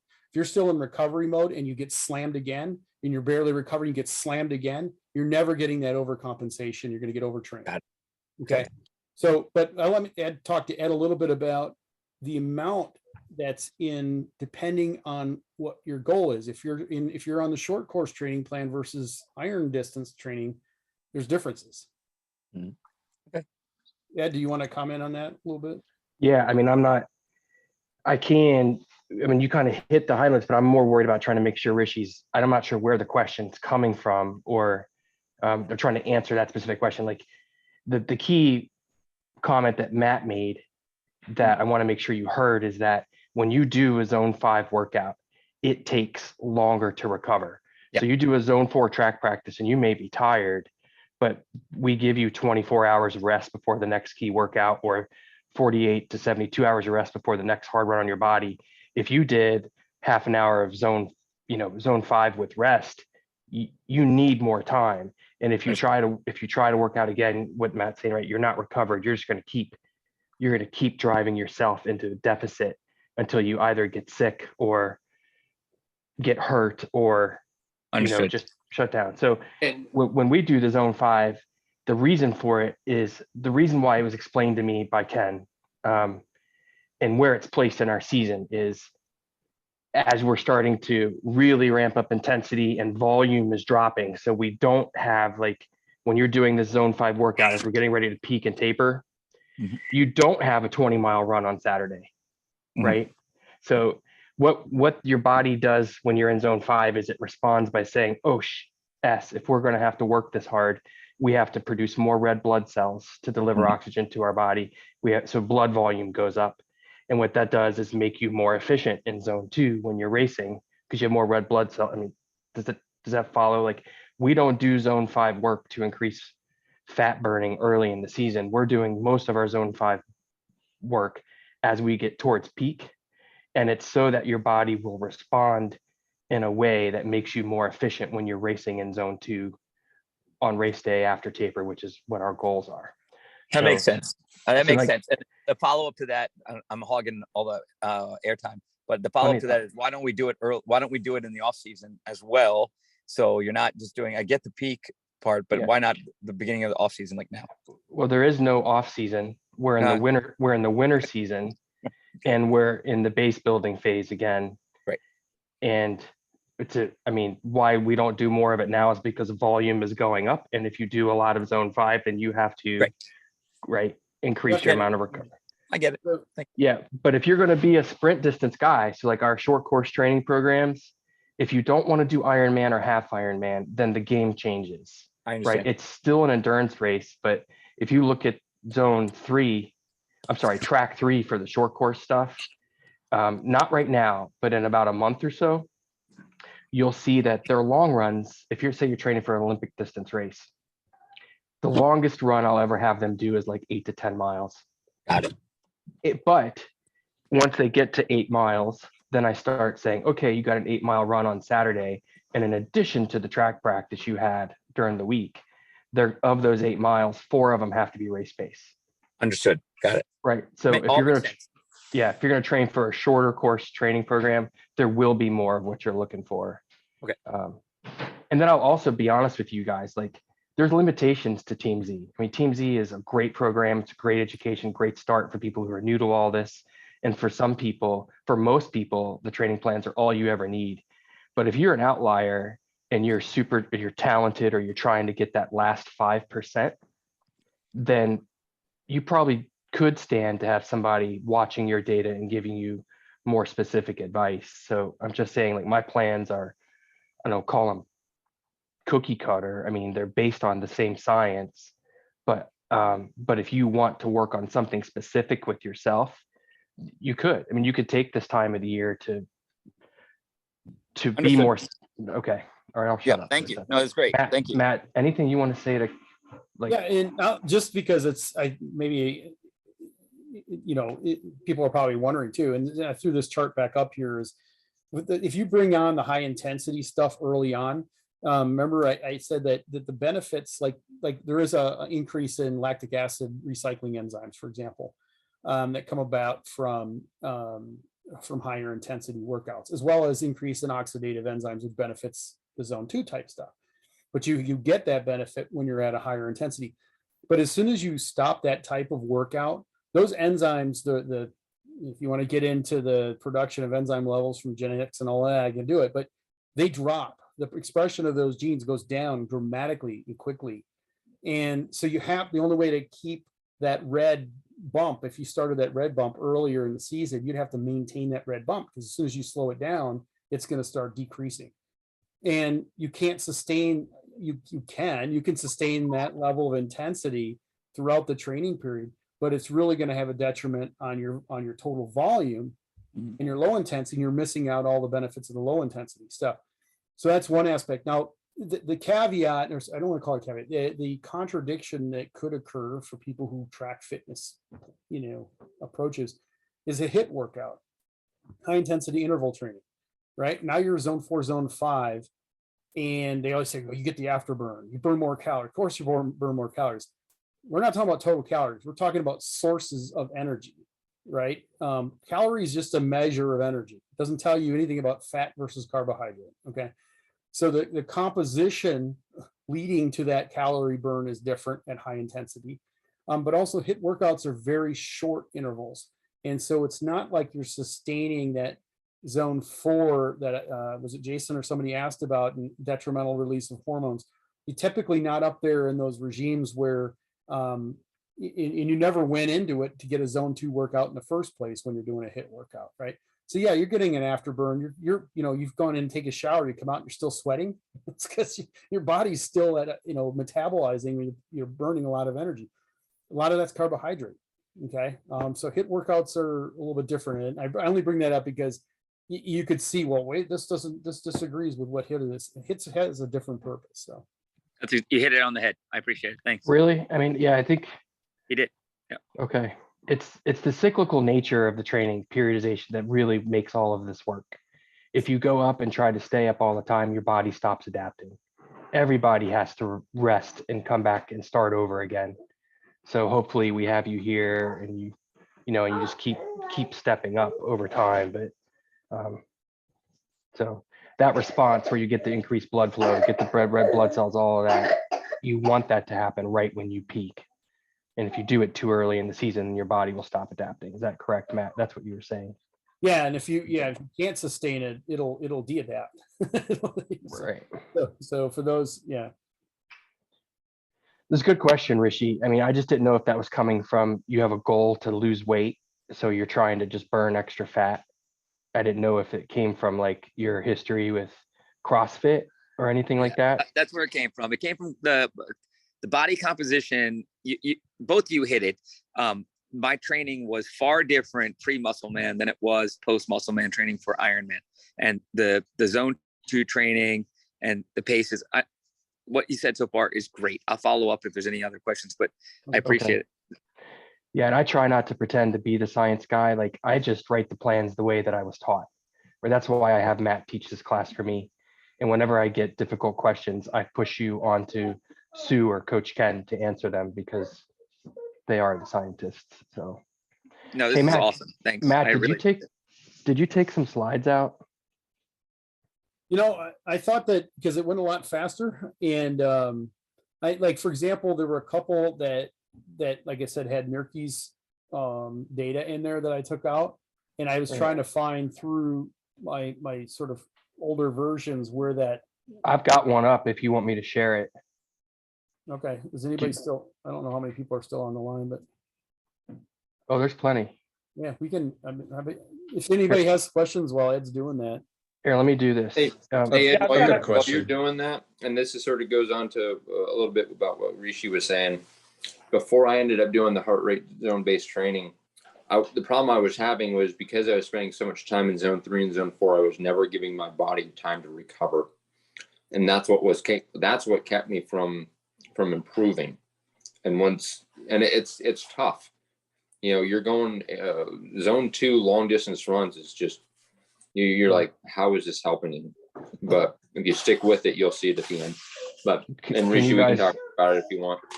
You see this, Matt? Yep. Do you want to talk to it? Yeah, just briefly. This is something I've shown in the past, and maybe something I should bring to light again.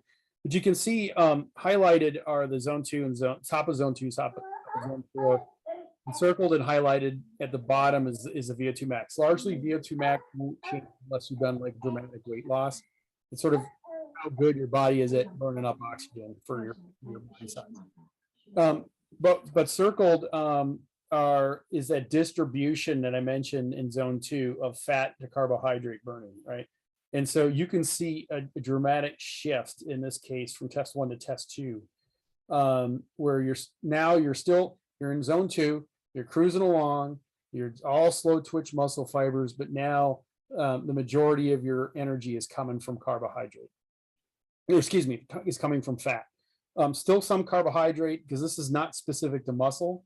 Your brain has to be burning carbohydrate and other things. So you're never going to go to 0% carbohydrate, but it just shows you some of the shifts that can happen. That in the square to the right is the VO2 as a percentage of your max. So what that's saying is if you go from 0 to 100% sprint, where does your zone 2 fall in that? And there's an increase here, meaning you're likely not going to get a lot faster in your sprint in this kind of training, right? If your sprint is a 6.5 minute mile pace, it's not likely going to be dramatic. You're not going to drop it down to a 5.5 minute minute per mile pace with this kind of training. But what you can see is that your zone 2 gets you closer to that maximum. What that means is you're faster in staying in zone 2. Yeah, I'll put another example. Like, let's just pretend this yellow line is me in zone 2, and this yellow line is Lance Armstrong in zone 2.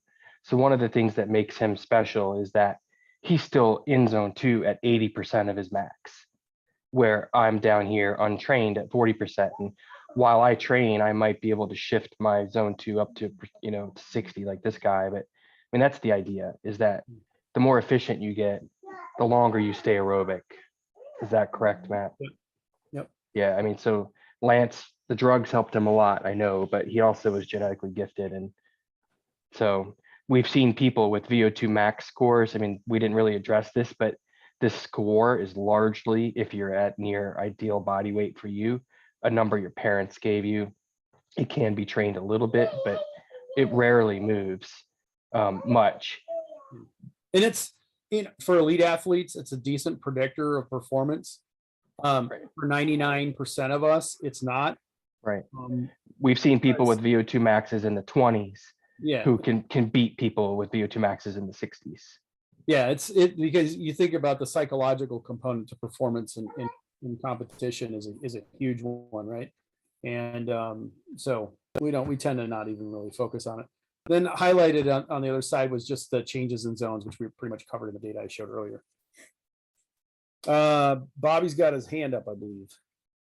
How polite. Yeah, I've got a couple questions, but I'll just throw one out there because I think there's some others. So I'll say I'm a believer, new to the team, still learning the process here. I did my bike test already, did the 5K run with Ed, but what about swimming? So how best do I estimate and make sure I'm staying in the proper zones in the pool? Well, you can say Coach Ed likes Miller Lite, but I will not be responsible for the outcome of that when you're trying to swim. No, seriously, it's entirely perceived effort. I mean, you can wear a heart rate monitor, but and this is something we didn't talk about. Usually get a question on this is how do your zones, how are they different for the different events? Okay. So to answer your question more directly, the best is just perceived effort. And you can do probably something akin to some of the track things where you do like a 5K and then you kind of estimate from that. Think about it. If you're doing let's just say a 400-meter swim, can you sustain that comfortably or not? And I don't know if Ed, maybe tell me if you disagree with this, but I see the swim in triathlon, and this is unfortunate for people who are really gifted in swimming, as the first part of a race that is challenging your efficiency. You're not likely going to win a race, a triathlon, because you took 30 seconds off your swim. But if you go too hard, even though you took 30 seconds off your swim, you can ruin the rest of your race. Yeah. If you get through that swim efficiently, and keep things in check, it can ruin your race. But so going back to the training, I would very much err on the side of conservative than being out of breath after everything, unless specifically the workout calls, today's a hard day. We're going to be doing 50 meters. We're going to do 8 of these suckers and we're going to be going hard, then go hard. But if you're going to be doing 400s and 600 repeats, I think it'd be best to dial it back a little bit in perceived effort than to go too hard where you're barely making that last lap. Each lap is slower and slower. Those are kind of indicators of not being able to sustain something. Yeah, I don't want to belittle it either, but be honest with you guys, like the swim is what Matt's saying is it doesn't matter. The only thing you can really do is mess up your day when you're because it's just such a small part of our sport. We even only, if you're lucky, if you take out warm up and warm down, you guys train like an hour to an hour and 20 minutes every week. So 4 hours a month. One of the things we're worried about with running and biking is overtraining, and the heart rate monitor, the VO2 max test, at least for me and most Jason's and others, it's been a leash for us. It doesn't mean we don't use it to go harder. We've been using it to slow down, and we've been getting all these positive benefits from it that we didn't realize even existed. Right. So it's really important on running and biking because it's such massive impact on your body, muscle tissue, skeleton, ligaments, tendons. Like you can really, in endurance racing. Now, I'm not talking about the guy that goes to the gym twice a week and runs on the treadmill and pounds weights. This is completely different. Endurance training is completely different mindset from what most of us did growing up, soccer, baseball. None of it can relate unless you were a distance runner, or even if you were a distance swimmer. It does not translate to this sport. As a distance swimmer, your 1 mile, which is the longest race they do, is anaerobic. They're going all out. It's a 15 to 20 minute event. And when they finish, they can't walk for an hour, right? But the difference between that person, like that college swimmer who can go 15-minute mile in the pool, their all out effort, and then their recovery mile after is like 2 minutes. they'll do a mile easy in 17 minutes, a mile hard in 15. The energy cost to go 15 because water's so thick is massive, right? So what happens if you go too fast? Those enzymes get released, you start burning carbohydrates and or the hormones, Matt said. So if you go too hard for an hour in an iron distance swim, then you have now asked your body to finish an Ironman relying too much on carbohydrates when we want it to be burning fats. So, I mean, bringing it all back, what we want you guys to do in the pool is to be able to swim for an hour without being tired. If we get faster by working on technique and eliminating drag and pushing resistance. We don't need you to swim harder to become faster. You guys are already fit enough.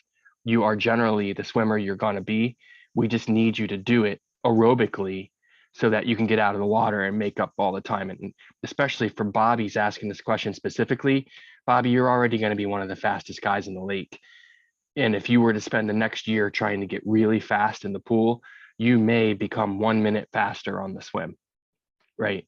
I mean, as a swimmer, that's a really big deal. But as a triathlete, what I'm trying to bring it all back to is the swim is really, unfortunately, inconsequential. The only thing you can do is really ruin your day.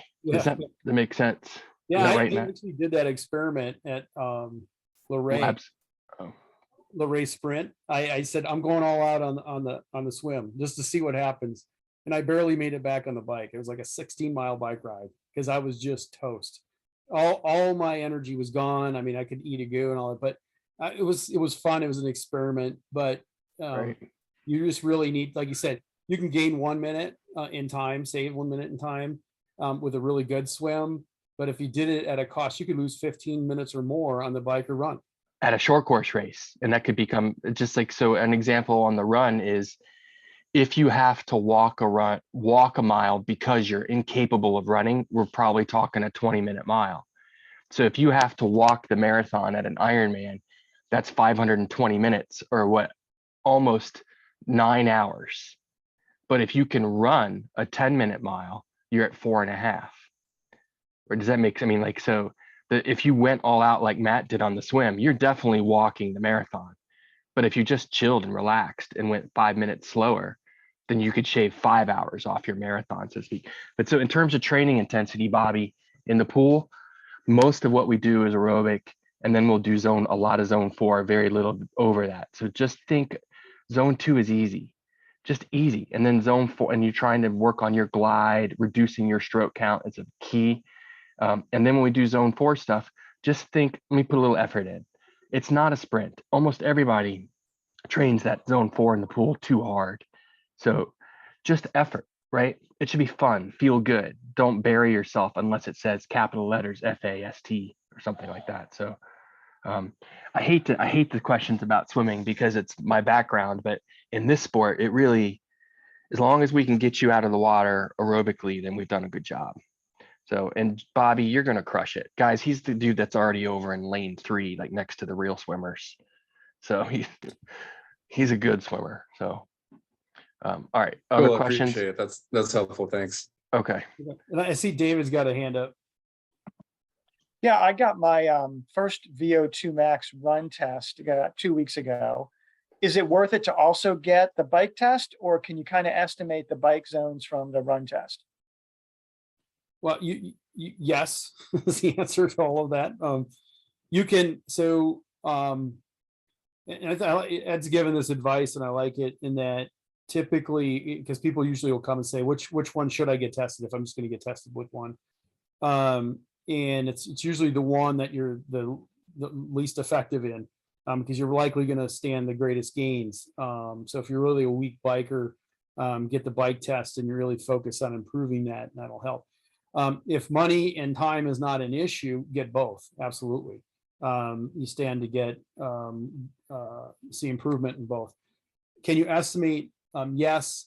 Estimating from the run down to the bike is a little more risky than estimating up from the bike to the run. And here's why. And this goes to sort of what I hinted at earlier. The general trend for heart rates for a given zone is that those heart rates are going to be higher for the run which is gonna be higher than the bike, which is gonna be higher than for the swim. So in other words, let's just take zone 4. Top of zone 4 for somebody running is, let's say, 170 beats per minute. The top of zone 4 for that person's bike is going to be lower than 170. How much lower? Don't know. I mean, they'll estimate 5 to 10 beats.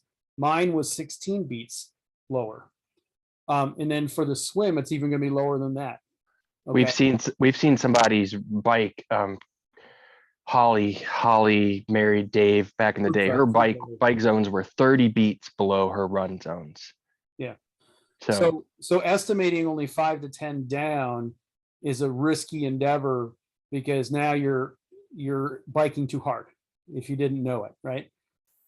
The flip side is, if you got the bike test and it's 30%, you didn't know it, but it's 30 beats lower, and you estimate up 5 to 10, because 5 to 10 is what they tell you to estimate, then it's much more conservative. You won't be running as hard as you probably could get away with, but it's safer, right, to estimate up. So since you had to run, if, like I said, if cost and time's not an issue, I'd get it done. I mean, especially if you really want to dial in your training and all of that. But if you're not going to do that, what I would probably do is, rather than estimate, I'd at least go 5 to 10 below, probably at least 10 below for your bike, and then go on perceived effort. Is this something that's, I'm breathing, I'm talking fine, I'm not feeling any burn in my legs and that, then, you might be sitting okay in a zone 2, for example. But if it's something you feel like you can't sustain, or you can sustain it, but you're working pretty good, you're probably in a zone 3, you're pushing zone 4. So you need to probably drop your zones even lower on the bike. yeah, And I noticed my bike computer is estimating a VO2 max, but I'm not sure how it's getting that number and whether that's accurate or not. Yeah, in the past, it was largely driven by 220 minus your age. So that's what your birthday is, and then they do percentages based on that. They've gotten a little more sophisticated, and even the most sophisticated ones are actually looking at your data every time you work out, and they can start making assumptions about things. But it's all math, based on some measurements. But getting that direct test is the best way to go. Like I said, all things being equal. Yeah, we do have a little bit of a workaround in that. I mean, again, the best answer is, if you can at all afford it, then doing the bike and the run separately is the way to go. And if you never got tested again, we'd be happy, because the key is to not overtrain, right? And we've all been raised that way growing up. Most of the world doesn't even know this stuff exists still. And our coaches in high school and everything else are still teaching kids more, harder if you want to be good. And that's just not the case anymore. But this is all still kind of new.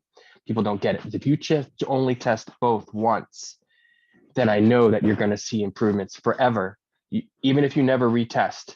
And the example I used with my wife was that she tested bike and run, and then trained for 2 complete years, 2 Ironman seasons on the same numbers. And when she first started, she had come from a gymnastics background. So she was very strong muscularly, but aerobically, she's completely untrained. So after training for some short course races and she got tested, she had to slow down a lot on her run and bike to stay in zone 2. And over time, she got faster and faster. Her race results were improving, but she never retested. But so what her zone 2 was here, and when she first started training here, it was really easy for her. And, so as she got fitter cardiovascularly, that zone shifted up. But she was still training down here because she didn't retest. But if you stay below zone 2, cardiovascular capacity still increases. If you train, and this is what people say, less is more, it's real here. If you train slower than zone 2, cardiovascularly, you're still going to improve and benefit. And it's amazing that happens. The problem was that when she finally retested, now her new zones are so high, muscularly, she hadn't been challenging herself for years. So it took her even 6 months, I think, to be strong enough. She would just get on her bike. If she had to do a zone 4 workout, she would basically just ride all out, and she couldn't get into zone 3. Cardiovascularly, her heart and lungs are just sitting there like, hey man, we're ready anytime you are. But she didn't have the strength to drive what she was capable of cardiovascularly. So eventually, once she gained that strength, obviously you now see how she's a faster athlete. So retesting over time has benefits, and you saw that with the sample tests that Matt shared with you earlier from Nate.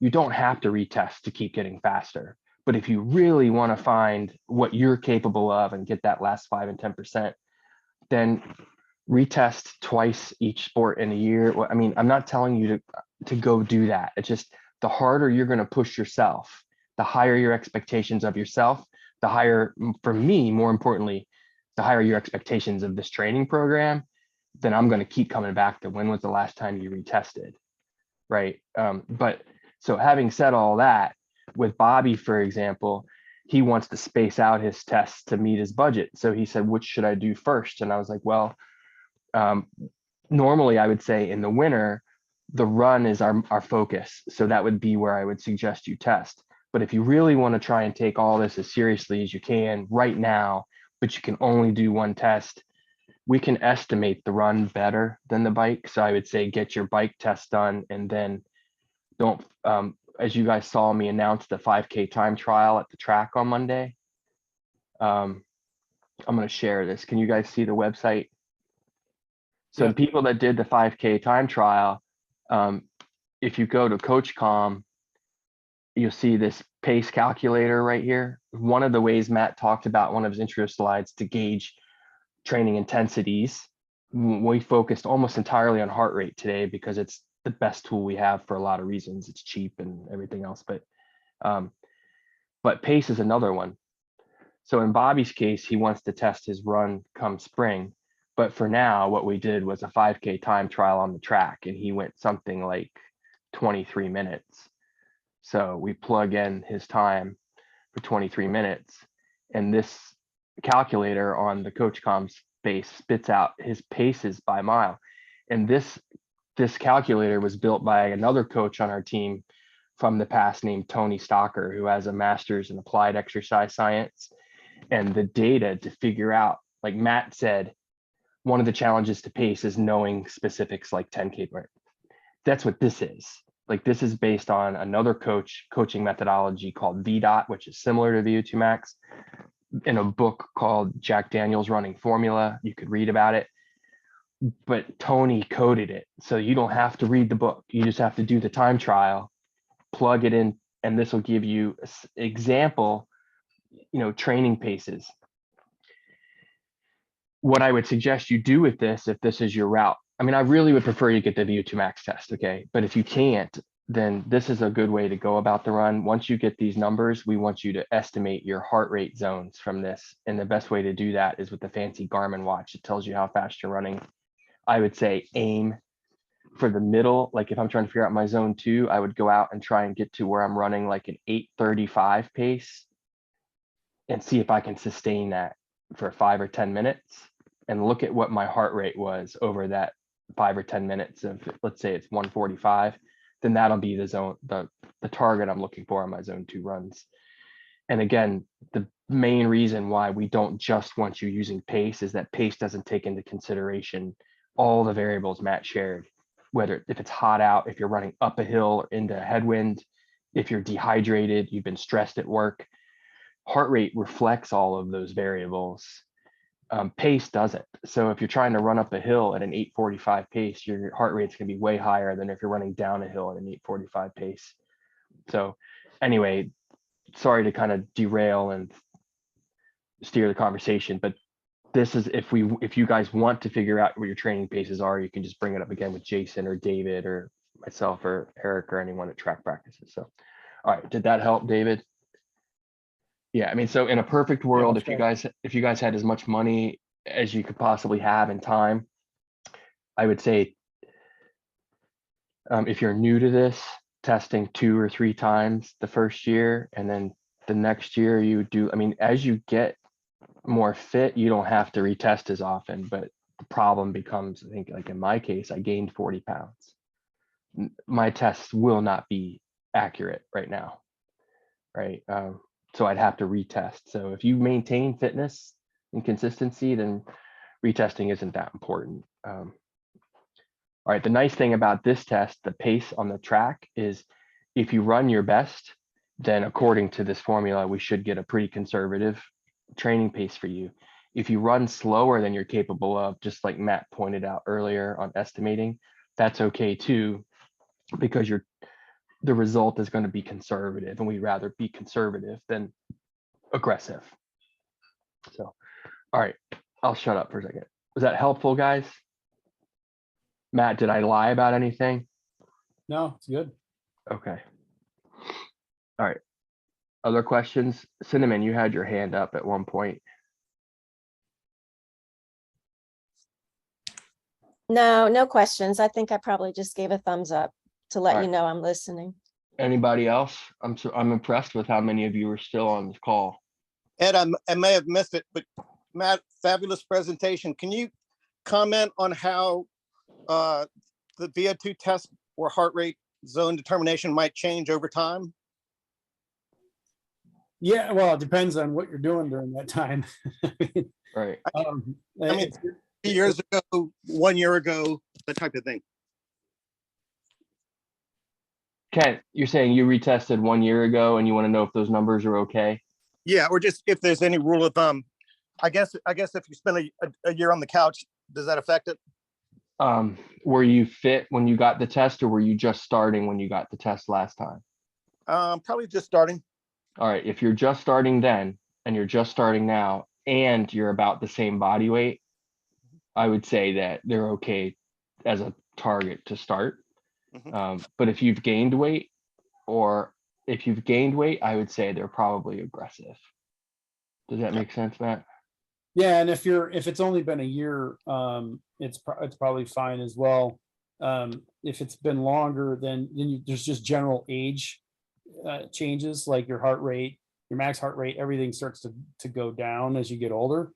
So that will impact things. But again, I'll go back to perceived effort. You know, if you start a few weeks of training using those old zones in your beat, especially in a zone 2 workout, and you're really sore and fatigued and you're breathing hard, then those are too aggressive. So you got to use that perceived effort as well. Sounds good. Thanks again. Alexis. Is there any difference with training to walk and using the heart rates as opposed to training to run? Because I'm not allowed to run, so I'll be using the zones for walking. Yeah, I mean,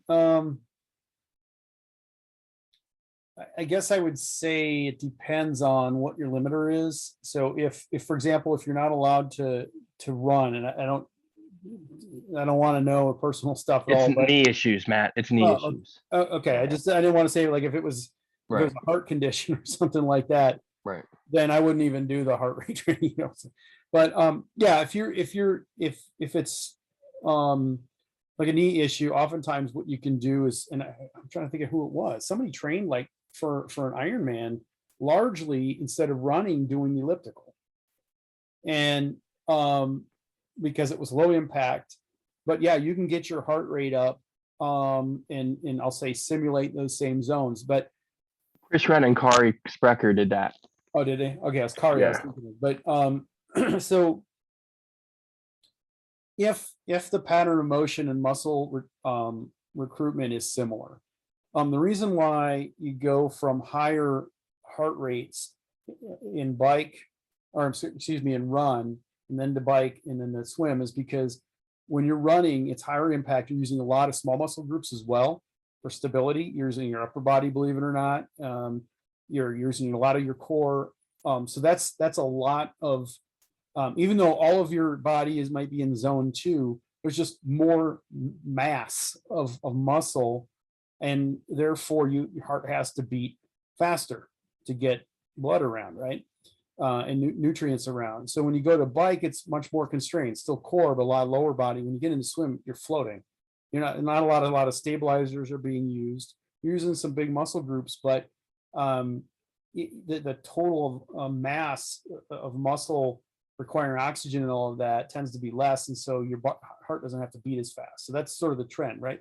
So if you can simulate the run using something like, when you say walk, I assume you're talking about some sort of fast walking because you're not going to get your heart rate up anyway, right? So Right, yeah, I did. So I did the 1 mile time trial on Wednesday at track, and I was hitting zone 4, okay, according to Garmin. yeah. So the thing, the trick there, I would say yes. Okay, so it's not going to be exactly the same. You're still using your upper body, still using your core. You're not using all the stabilizers per se because you're not coming down as hard, right? Um, um, so that, or like I said, elliptical or something else, where you're still keeping your upper body engaged, where you might not be as much in cycling would be the best alternative. Hey, Alexis, catch with- sorry, Matt. Can you ask the question again, Alexis? What specifically did you want to know? So do all of the same like Principles apply? principles apply if I'm walking as Yes, opposed to but running, yes, but you would have to get tested walking. tested that walking? Okay. Is that you agree, Matt? Yeah, I mean, the question is it worth it? Like, how long are you out with a knee injury? You know, I mean, if Forever. forever. Okay. Yeah. Doctor's orders. I'm not allowed to run again forever. Her knees are all scarred up. She's had a lot of work done. Okay. Yeah, then it's worth it. I mean, then it's worth getting tested. Yeah. I was going to say, because one of the other challenges when you're substituting that pattern of motion in for a run is, like, we've had people who end up walking as fast, speed walking a marathon, not because that's what their approach was, it's because they had to that day, and their hip flexors were fried because they're not used to that pattern of motion. But if this is part of your new life, yeah, I would just get tested. Yeah, right. Get your heart rate up, doing it. Yeah, and Cinnamon's question is, she's already been tested for the run, but she's recovering from surgery, so she's going to have to walk for a while. In your case, Cinnamon, what Matt was saying is more appropriate. He's saying, don't worry about that. Just recover from your injury and get back to running.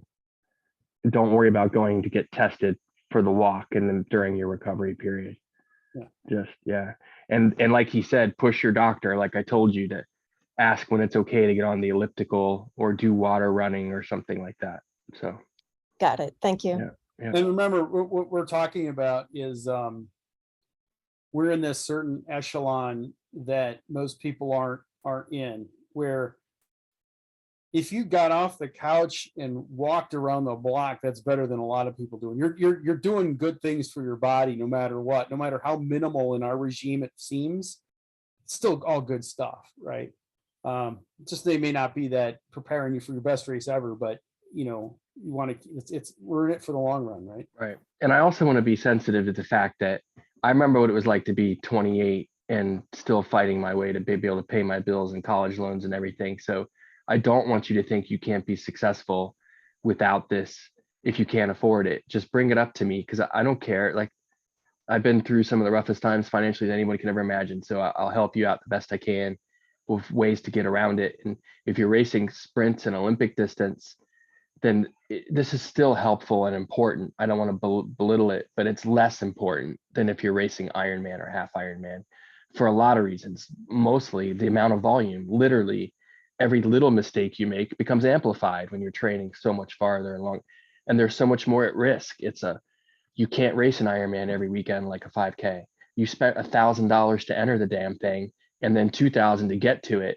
Success is way more important than, the little sprint distance in Chantilly that I messed up yesterday, right? So finding a way to invest the $200 for a test is so much more important before an Ironman year than it is your very first year training with Team Z for sprints and international.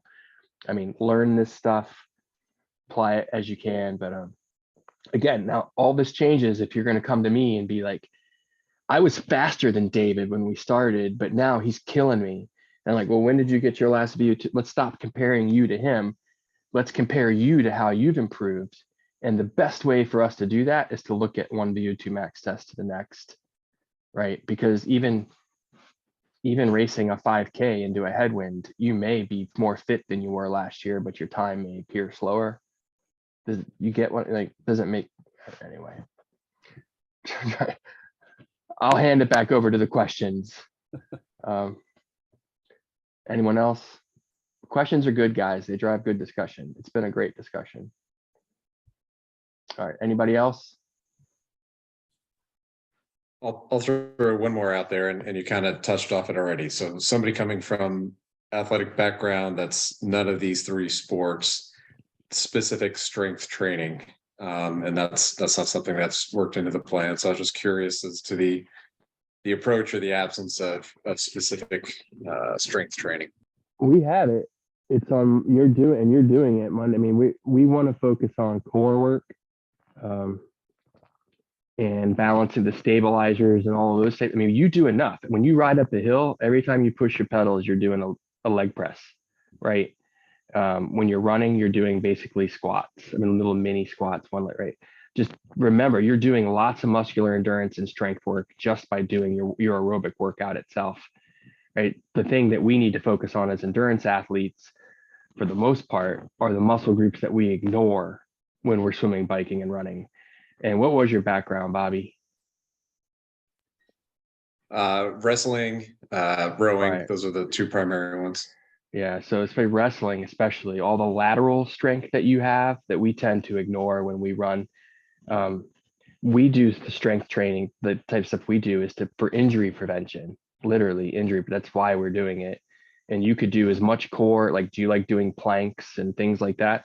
Carrie Kramer, who is a Zier, obviously, and physical therapist, her advice has been people could do 2 hours of planks every day and it would never hurt them, in their training. But what we don't want you doing is racking, 2 plates on each side and doing deadlifts or squats, frying your glutes before you go out and do a 10-mile run, because you need those muscles to not be fatigued so they can A, push you forwards, and B, do their job to support your skeleton and spine and protect ligaments and tendons from doing more work than they were designed, because the glute is so fried that it can't do its job. Does that make sense? Right. Yeah, appreciate it. Yeah. So if you want to work on mass, this is not the right sport. That's for sure.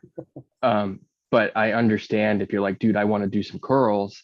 I don't really care much about your upper body stuff, unless you have an injury. Like I don't want you to get hurt in the water. That's all I care. But you could do bicep curls and triceps and all that. The odds of getting hurt in the water are so limited because it's basically weightless, zero impact. But if you feel like your legs aren't strong enough for some reason, let's talk offline, and try and fill the need. But you have to be really careful about doing weightlifting. Like I don't have any problems with CrossFit. If you're a CrossFitter, go to the gym and crank all the stuff they have you do, but just avoid the big leg muscle group stuff unless it's single leg balancing. Does that make sense? Yeah, I hear you. Thanks. And yeah. And so Coach Mirky had a protocol for weightlifting he called super slow. It's the only thing he would let his athletes do, and it was primarily in the winter if they weren't training for something serious. So if you're training to run a hard marathon in the spring and volume's going up, weightlifting isn't always the best thing to do, or it's very tricky how to interject it in training without risking injury on the track or on your long runs. But his was called super slow weight protocol, and it would be like a pretty lightweight, and you would just do like a negative bench press for like a minute, right? And that was the type of strength training that he would do with people, and I couldn't explain to you why, because I don't have that science background. But I do know we try to stay away from like leg presses and things like that. I hope that makes sense. Yeah, it makes sense. I actually used to do super slow in college as one of our winter workouts. Didn't know that was Ken's. Well, I don't know if it was his. It's something he used with his athletes. I don't know if he created it or not, but gotcha. Okay, great. Thanks. But if people want questions like I'm not smart enough to tell you like when to do, all I can tell you is that if you're an Ironman type guy and you're going to take the winter and just race 5Ks, then and your longest run's going to be 6 miles, then I'm less worried about you doing strength work than I am if you're trying to go out and run 20. So, Matt, do you have any input on that? No, I mean, just was gonna say core and lighter weight and higher reps tend to be the way to go. But you're right. I mean, you're, as soon as you start taxing those big muscles, it means the little ones are going to have to make up for it, and they're the ones that are going to ping, and then you're going to be out with Yeah. So you gotta be really careful. Yeah, when you pop the soleus in your calf or something like that. Yeah. So it's tricky. But I hope you feel better knowing you can do as many push-ups and planks as you want, since that's what everyone loves to do. Push-ups. Yeah, can't wait. All right, everybody plank now, go. All right. I'm planking on the couch right now. Dips, right? Are you? Good. All right, anybody else got a question? Okay. Are all the chats answered? I think so. Yeah, okay. Thanks, guys. Matt, thank you very much. You got it. Thank you, guys. And everyone Thanks. enjoy the day. All right. Bye.